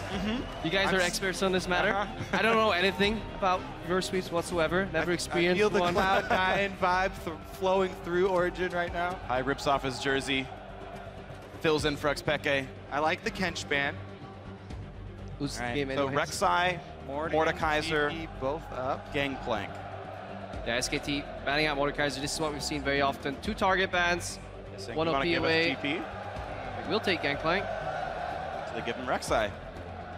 Usually the pick and ban start very similar to how they did over in game 1, but this time around Origin doesn't have those target bans against champs like Azir they had before, so those champs are up for the second round for SKT. It's not a great champion for Xpeke. Meanwhile, the Tahm Kench that went early first round, that one's gone now. Now looking at Amazing's choices for jungle though, it is pretty difficult because Evelynn has been his next go-to, but Evelynn into Rek'Sai is so annoying because of Tremor Sense. You lose out on a lot of the advantages that she does bring towards the mid game and the late game, trying to move around for flanks. You can almost never get a flank off. You can almost never get the surprise off. I like what Origin's hovering right here, picking the Lulu, which you need to. You can't afford not to. This is one of the compositions they actually did the best on protecting Niels. It also fits well into, you can let Lulu slightly lose against Martin in the top lane. You steal away the Alistar, and the Tahm Kench is already banned. So pressure on SKT, and more importantly, you hide your jungler until the next rotation, and maybe you can get something nice out of there. Niels has been such a huge star for this team. I like what Origin is doing. Like you said, playing around him, getting Lulu to buff him up. Put all their eggs in that basket and see if Niels can outplay. And as the analyst has mentioned, counter-picking against Faker. This Lulu is a flex, so Origin can wait to that last spot to realize, does it go to Soaz? Does it go to Xpeke? And making sure these matchups look correct here. Origin can pick jungle and AD carry next. SKT looking to steal away that Tristana, and with Tahm Kench gone, right back to Shen. 2 global moves already for SKT. So Origin, when you have a Lulu on your team, you want to group up, you want to get the team fight, you want to be able to buff up the other members of your team and go for the 5-on-5 team fight. SKT already have multiple tools to move around the map and try and continue to play with multiple points of pressure. And they steal away the Tristana, which means usually a team that runs a Lulu composition against the AD carry, hyper carry, ends up opting in for the Jinx. And they already have really good answers to that, you know, with the Taunt Flash, with the burrows. So maybe Origin will have to stray from the strategy and try something else. Yeah, plus if they are pulling Origin around the map, Tristana will quickly take down those turrets, and SKT will look to rake in that money. I want to see Lee Sin come out of Amazing. Just get some forward pressure, some engage, some creative gank paths, because you can go over walls and surprise your enemy, because so far, every single time Bengi has been reading Amazing overall, he's not been able to find any ganks. SKT has been doing well, dodging most of them, and the most of the ganks that works is when he goes over the walls and surprises people with his pathing. And Origin gonna go ahead and stack up some wave clear. Lulu in the solo lane, Sivir off onto one of the sides. The Lee Sin does come through here. So Origin hoping to withstand the early pressure, but their late game is really not here right now. I don't know what they're gonna pick up to make that all work. I don't think you even draft an insurance policy for late game. I think you go all in for mid game for Origin, try and hit that mid-game spike of 2 items, Sivir, buffed up with Lulu, go for the playmaking with Alistar and Lee Sin. I think we'll see Lulu mid and maybe a Darius or Fiora top lane here, overall here, coming out of Soaz in the end. Just trying to snowball top lane, play wave clear, because you only played it, if you lock in double wave clear mid and bot, generally indicates that you want to get a top lane carry out of there. Oh, well, you said maybe cash in on early mid-game leads, but Rumble is one of the kings of early game. From that top side, winning team fights whenever you want with Equalizer, but it is offset by Faker, having a hard scaling Ryze. Ryze can also be dove by Alistar fairly early on. Ryze is fairly squishy, doesn't have any dashes either, so if the bottom lane can make some sort of play, I mean, on these 2 champions, it was Amazing and Mythy who were able to come up with solo kills versus NL. So a whimsied Lee Sin or a whimsied Alistar, certainly good ways to get a fight started if that is indeed mid lane Lulu here.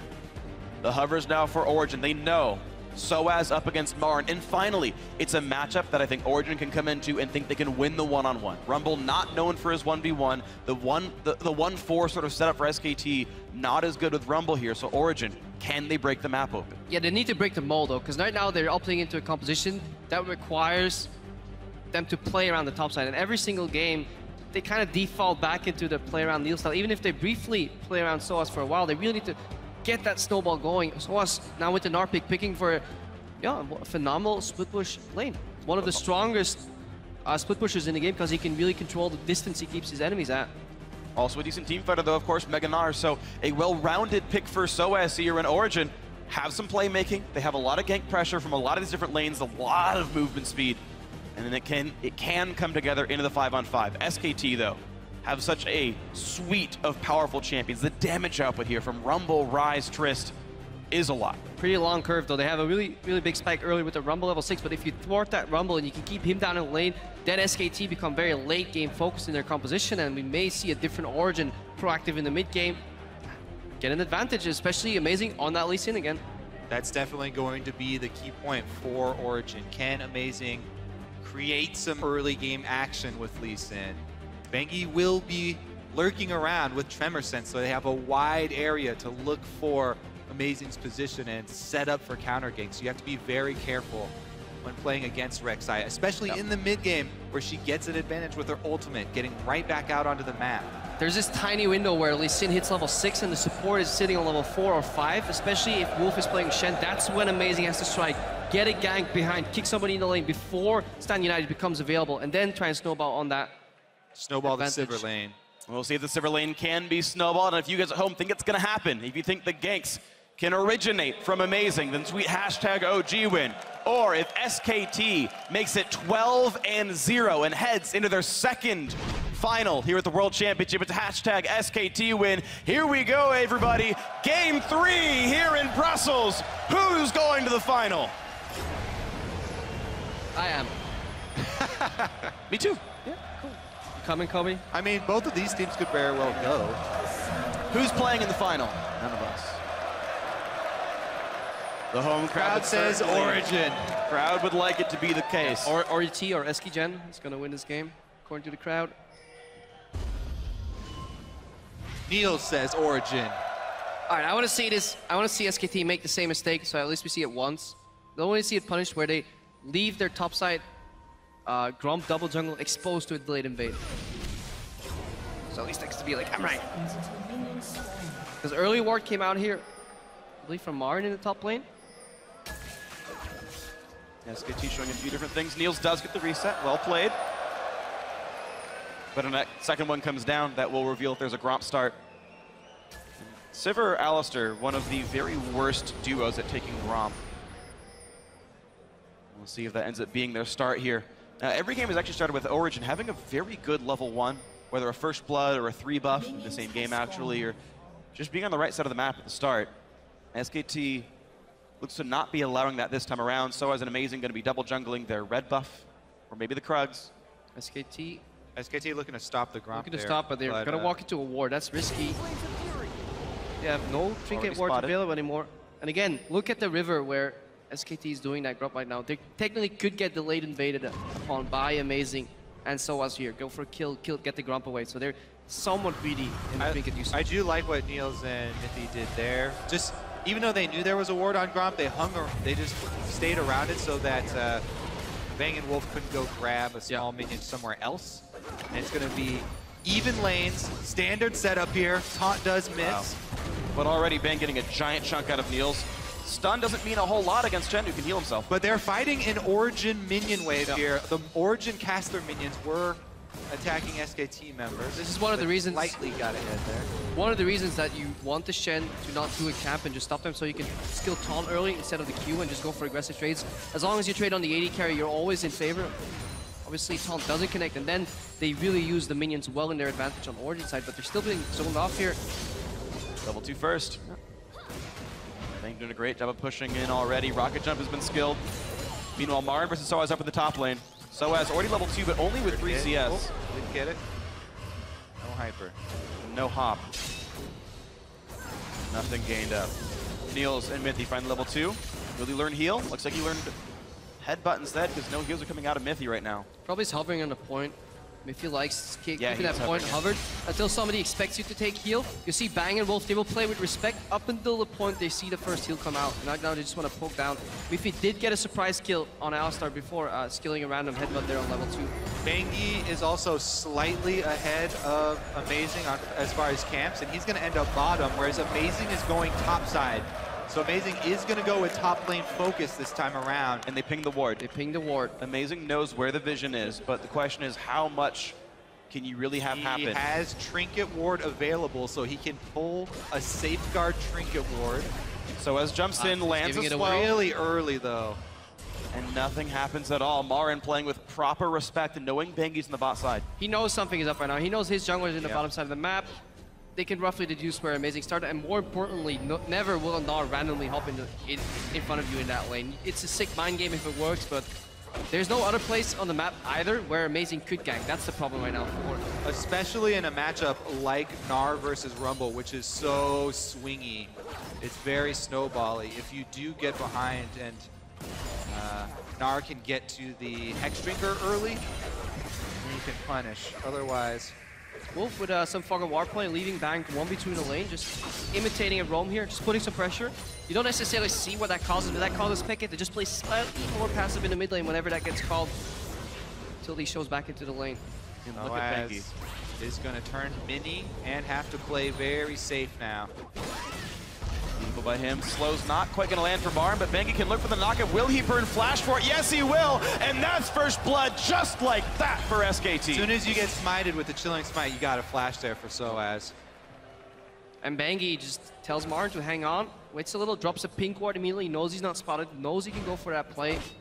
And then you can see the player cam already on Soaz there, just almost face palming, so like not going too great. Now he has to use his teleport. Get back to the lane, and that initial gank from Amazing was so important. They had to stick or do some pressure at least. Amazing, meanwhile, trying to counter jungle on the bottom side, but he will get spotted out by Faker. Just used his ward, too. Okay, Ghost Pop. Faker takes the Q. Peke's nearby. Could use help pick some Glitterlands to do some damage. Faker loses Ghost for nothing. Turns out all right for Amazing, but Bengi's slinking around to the side. He's going to know Amazing is right there fighting the Raptors. Of course, Bengi is flashless, but Faker's in range. Good ward hop. Amazing's okay.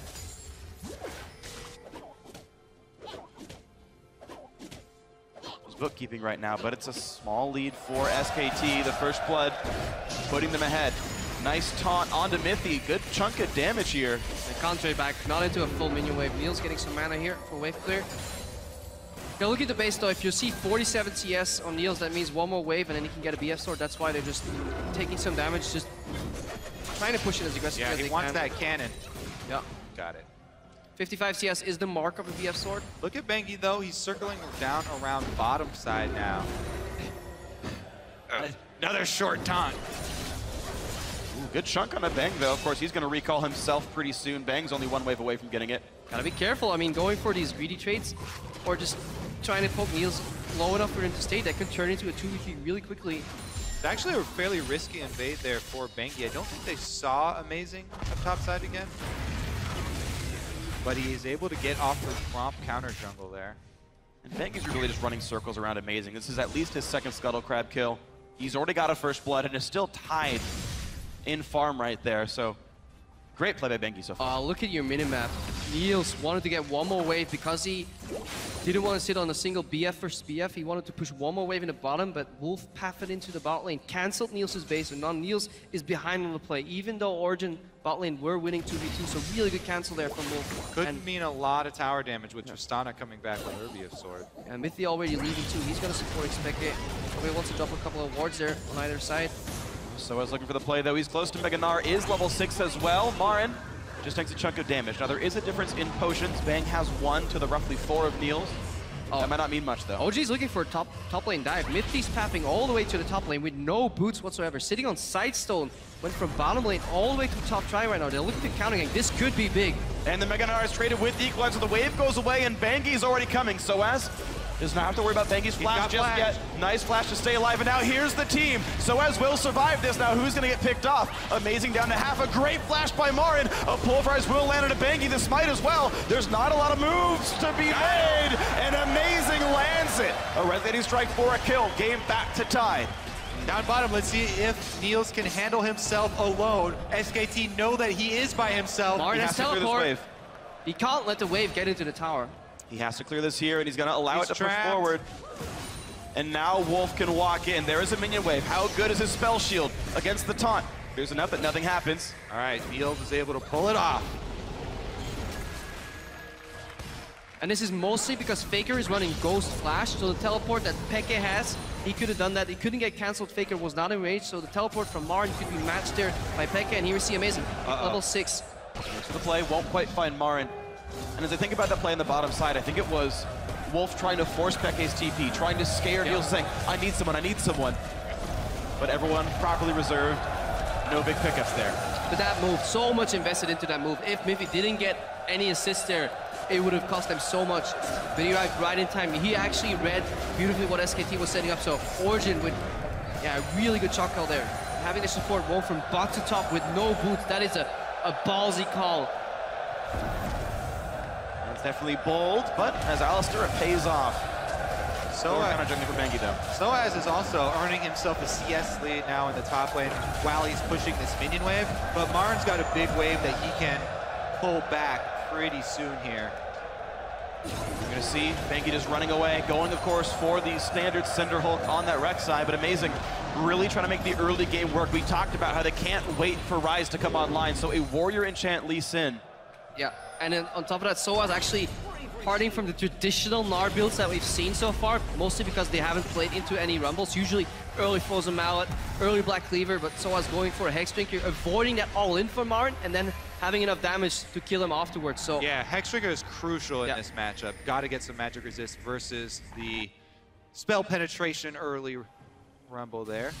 Marin's just rushing for that Leandri's Torment though. Blasting Wand already there, has First Blood, has 72 CS. This is a very scary Rumble. Yeah, Origin just opting into more power to skipping the Aver's Blade just to get another pickaxe, more trading potential, so they want to put pressure on these matchups, hopefully put enough pressure that they can break. Bengi though, he got pinged out, they did see him.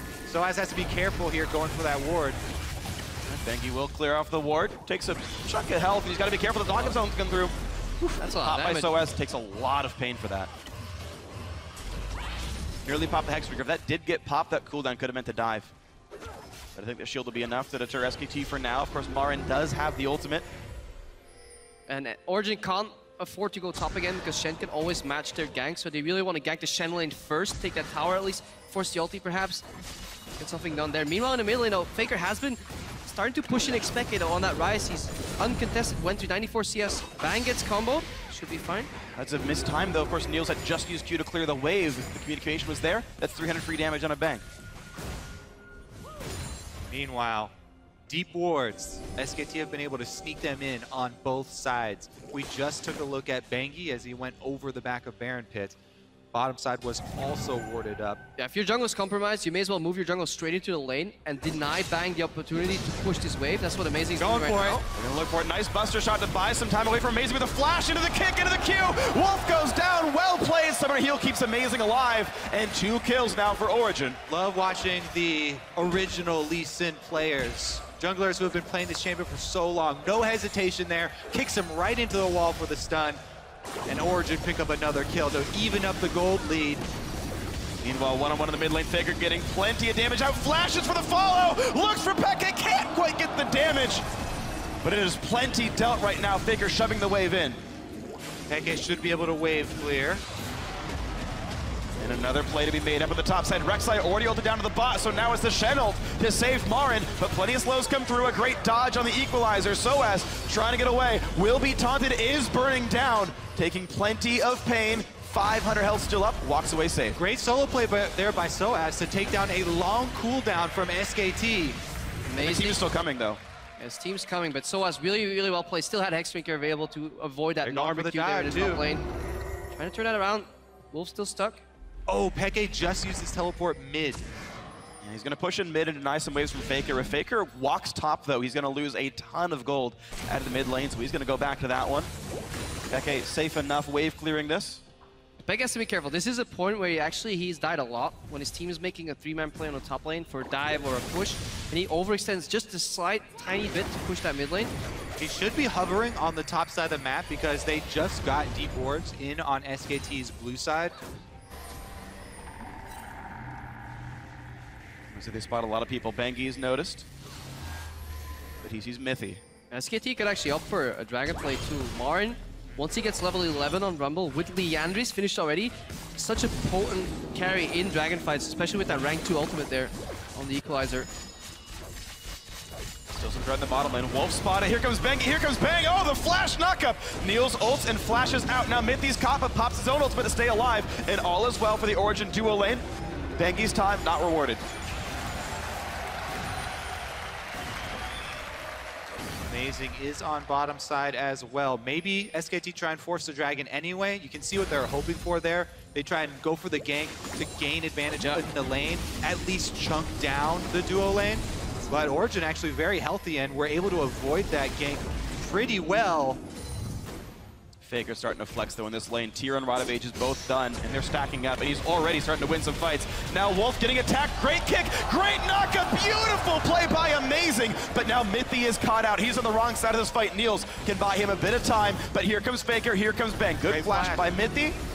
But now Amazing's on the wrong side of this fight. Faker's found him. Faker's got the damage. Faker gets the kill. A big mistake from Amazing. Yeah, Amazing trying to collapse, but his mid laner Pekka was still clearing that wave there. Got a little greedy. Really solid kick move there.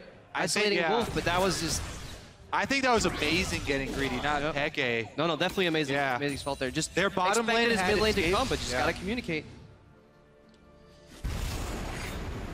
And for every 2 good plays Origin makes, they make a bad one.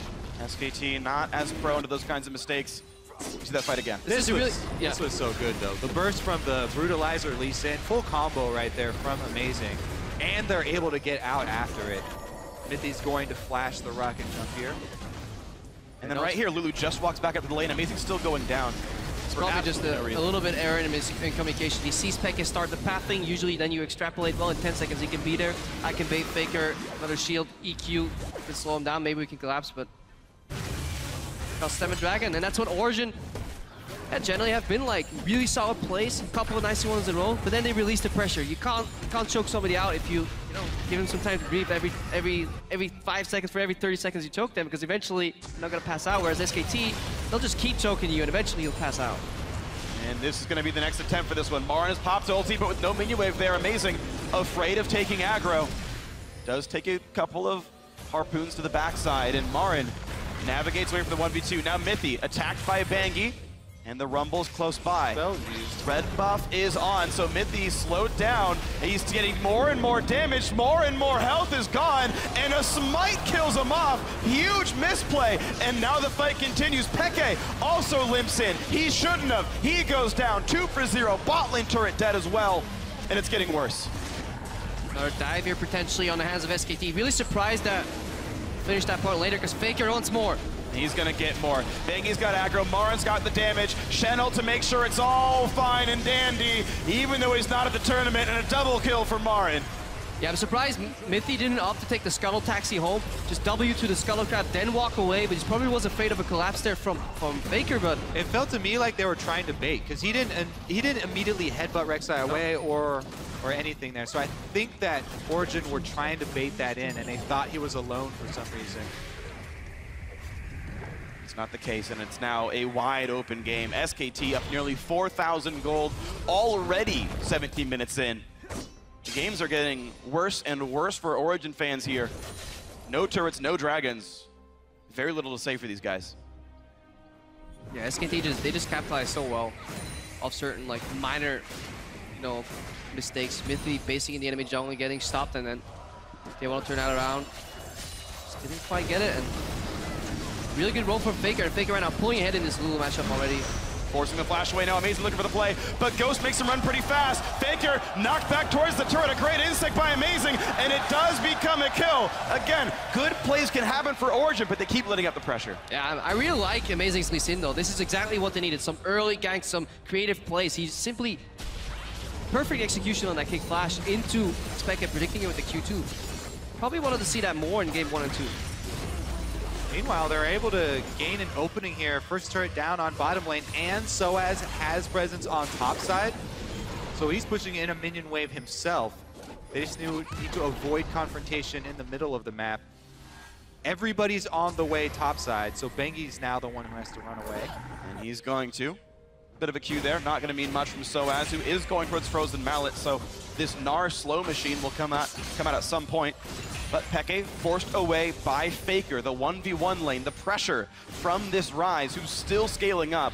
He's going to be in mid lane. Outer could die soon. Here comes the teleports. Peke is back in action. Wolf taunts a little bit far. Flashes as well. Now can the team catch back up? Niels with popped ulti. Matthew's coming around. Here's the auto attacks.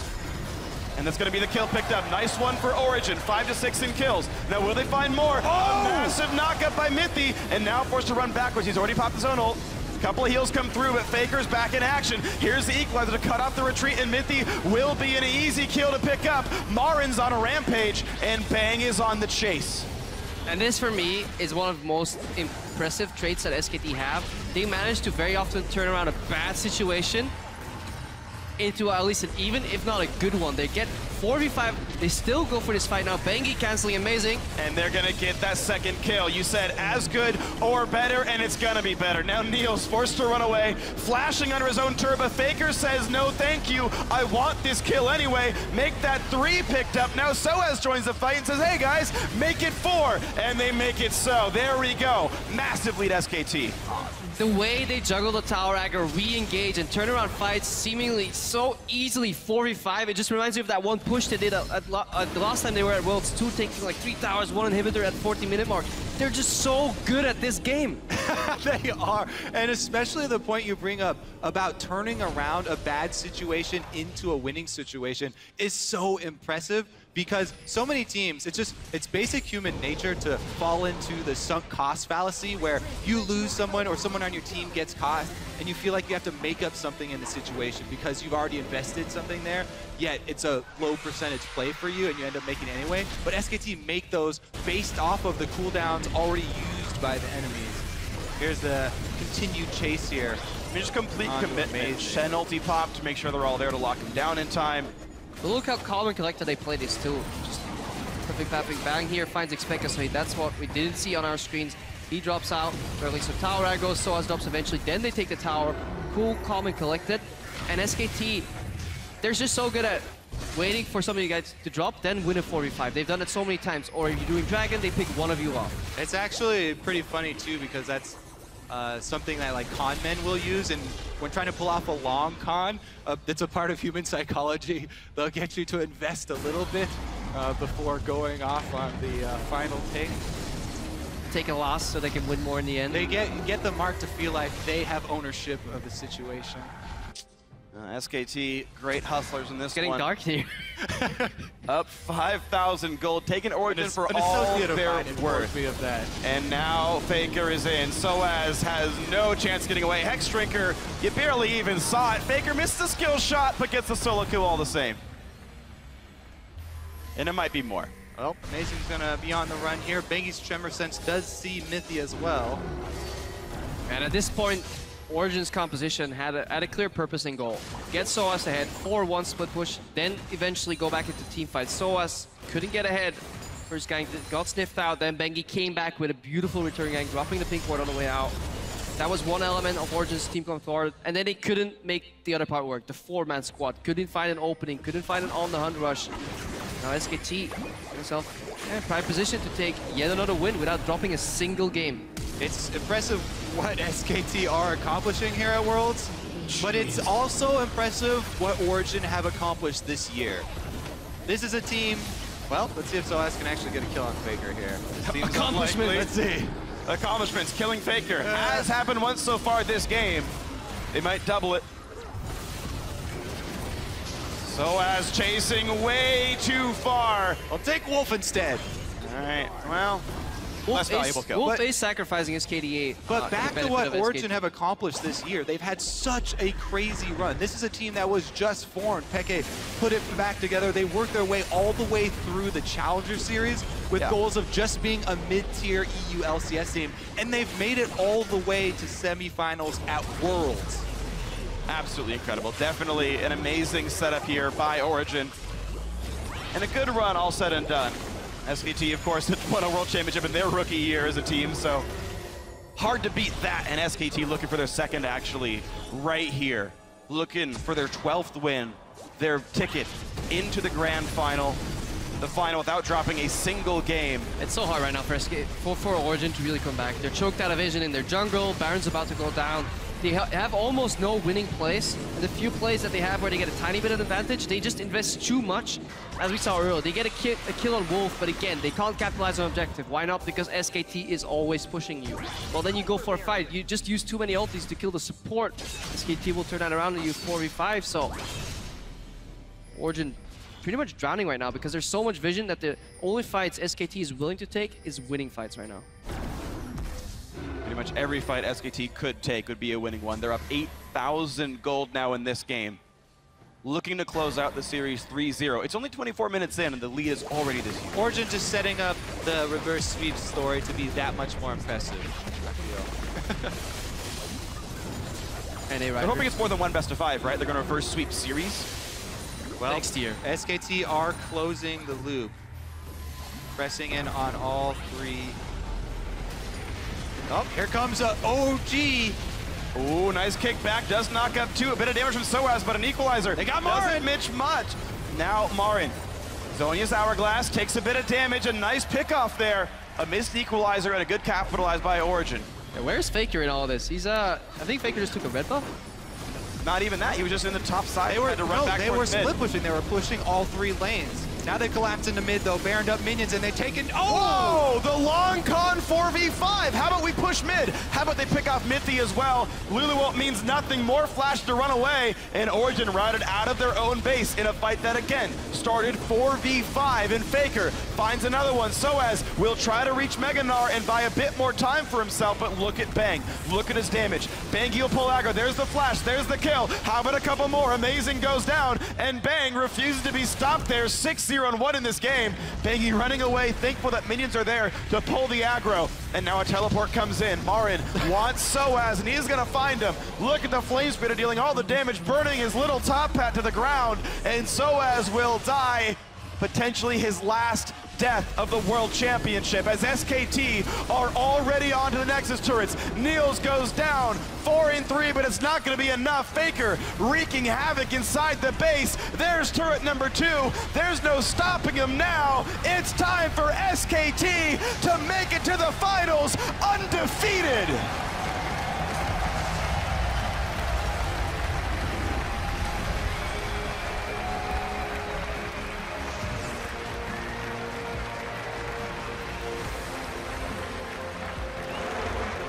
No team has ever made it to the final without dropping a game. SKT could be not only the first double world champion, but the first undefeated world champion in history of the League World Championship. Yeah, this match kind of embodied how a lot of people saw this entire series play out. Quick-paced game where just SKT outmatches, outmaneuvers Origin, but we can't forget, especially game 1, just Origin doing a lot of great things, giving SKT a run for their money, but now, especially in game 3, you saw the mental aspect way into, not on Niels, he's always smiling. The mental aspect is key here. It's so taxing to play against a team like SK Telecom that are constantly pushing 3 lanes, constantly making cross-map plays. They force you to reevaluate the game state every couple of minutes and continue to pose these very difficult questions to you and force their enemy team to make decisions all game long. Eventually, make a wrong choice, and they punish you heavily for it. You can hear the chants of SKT coming out from the crowd. You know these Belgian fans wanted their European team to win, but recognizing greatness where it's due. I mean, if there's one team to lose against as Origin in your first World Championship in the history of the team, because it only got created now, it may as well be a team that very well likely to win the entire tournament undefeated. I mean, think about Origin as a team. The only best of 5s they've ever lost as a team, short as the history may be, SK Telecom T1 in the finals now, and Fnatic in the European LCS final, who may also be finals bound. That's a very, very good first year for Origin. And this is the first year of professional play for Niels, that AD carry, so he's got room to go. Peke, of course, Season 1 world champion, still has what it takes to play on this stage. But that will be the end of the year for these guys. And it just shows you also just what teamwork and shot calling and just progression as a team can do, because these 4 members all, when they were playing EasyHoon at least, were all on SKT1S, back when SKT1K was like the team. So yeah, a lot of these members just getting under the wings of Coma with the good infrastructure there in the SK Telecom environment. Bang and Wolf significantly better. Faker being Faker, obviously. And yeah, Martin really showing what a phenomenal top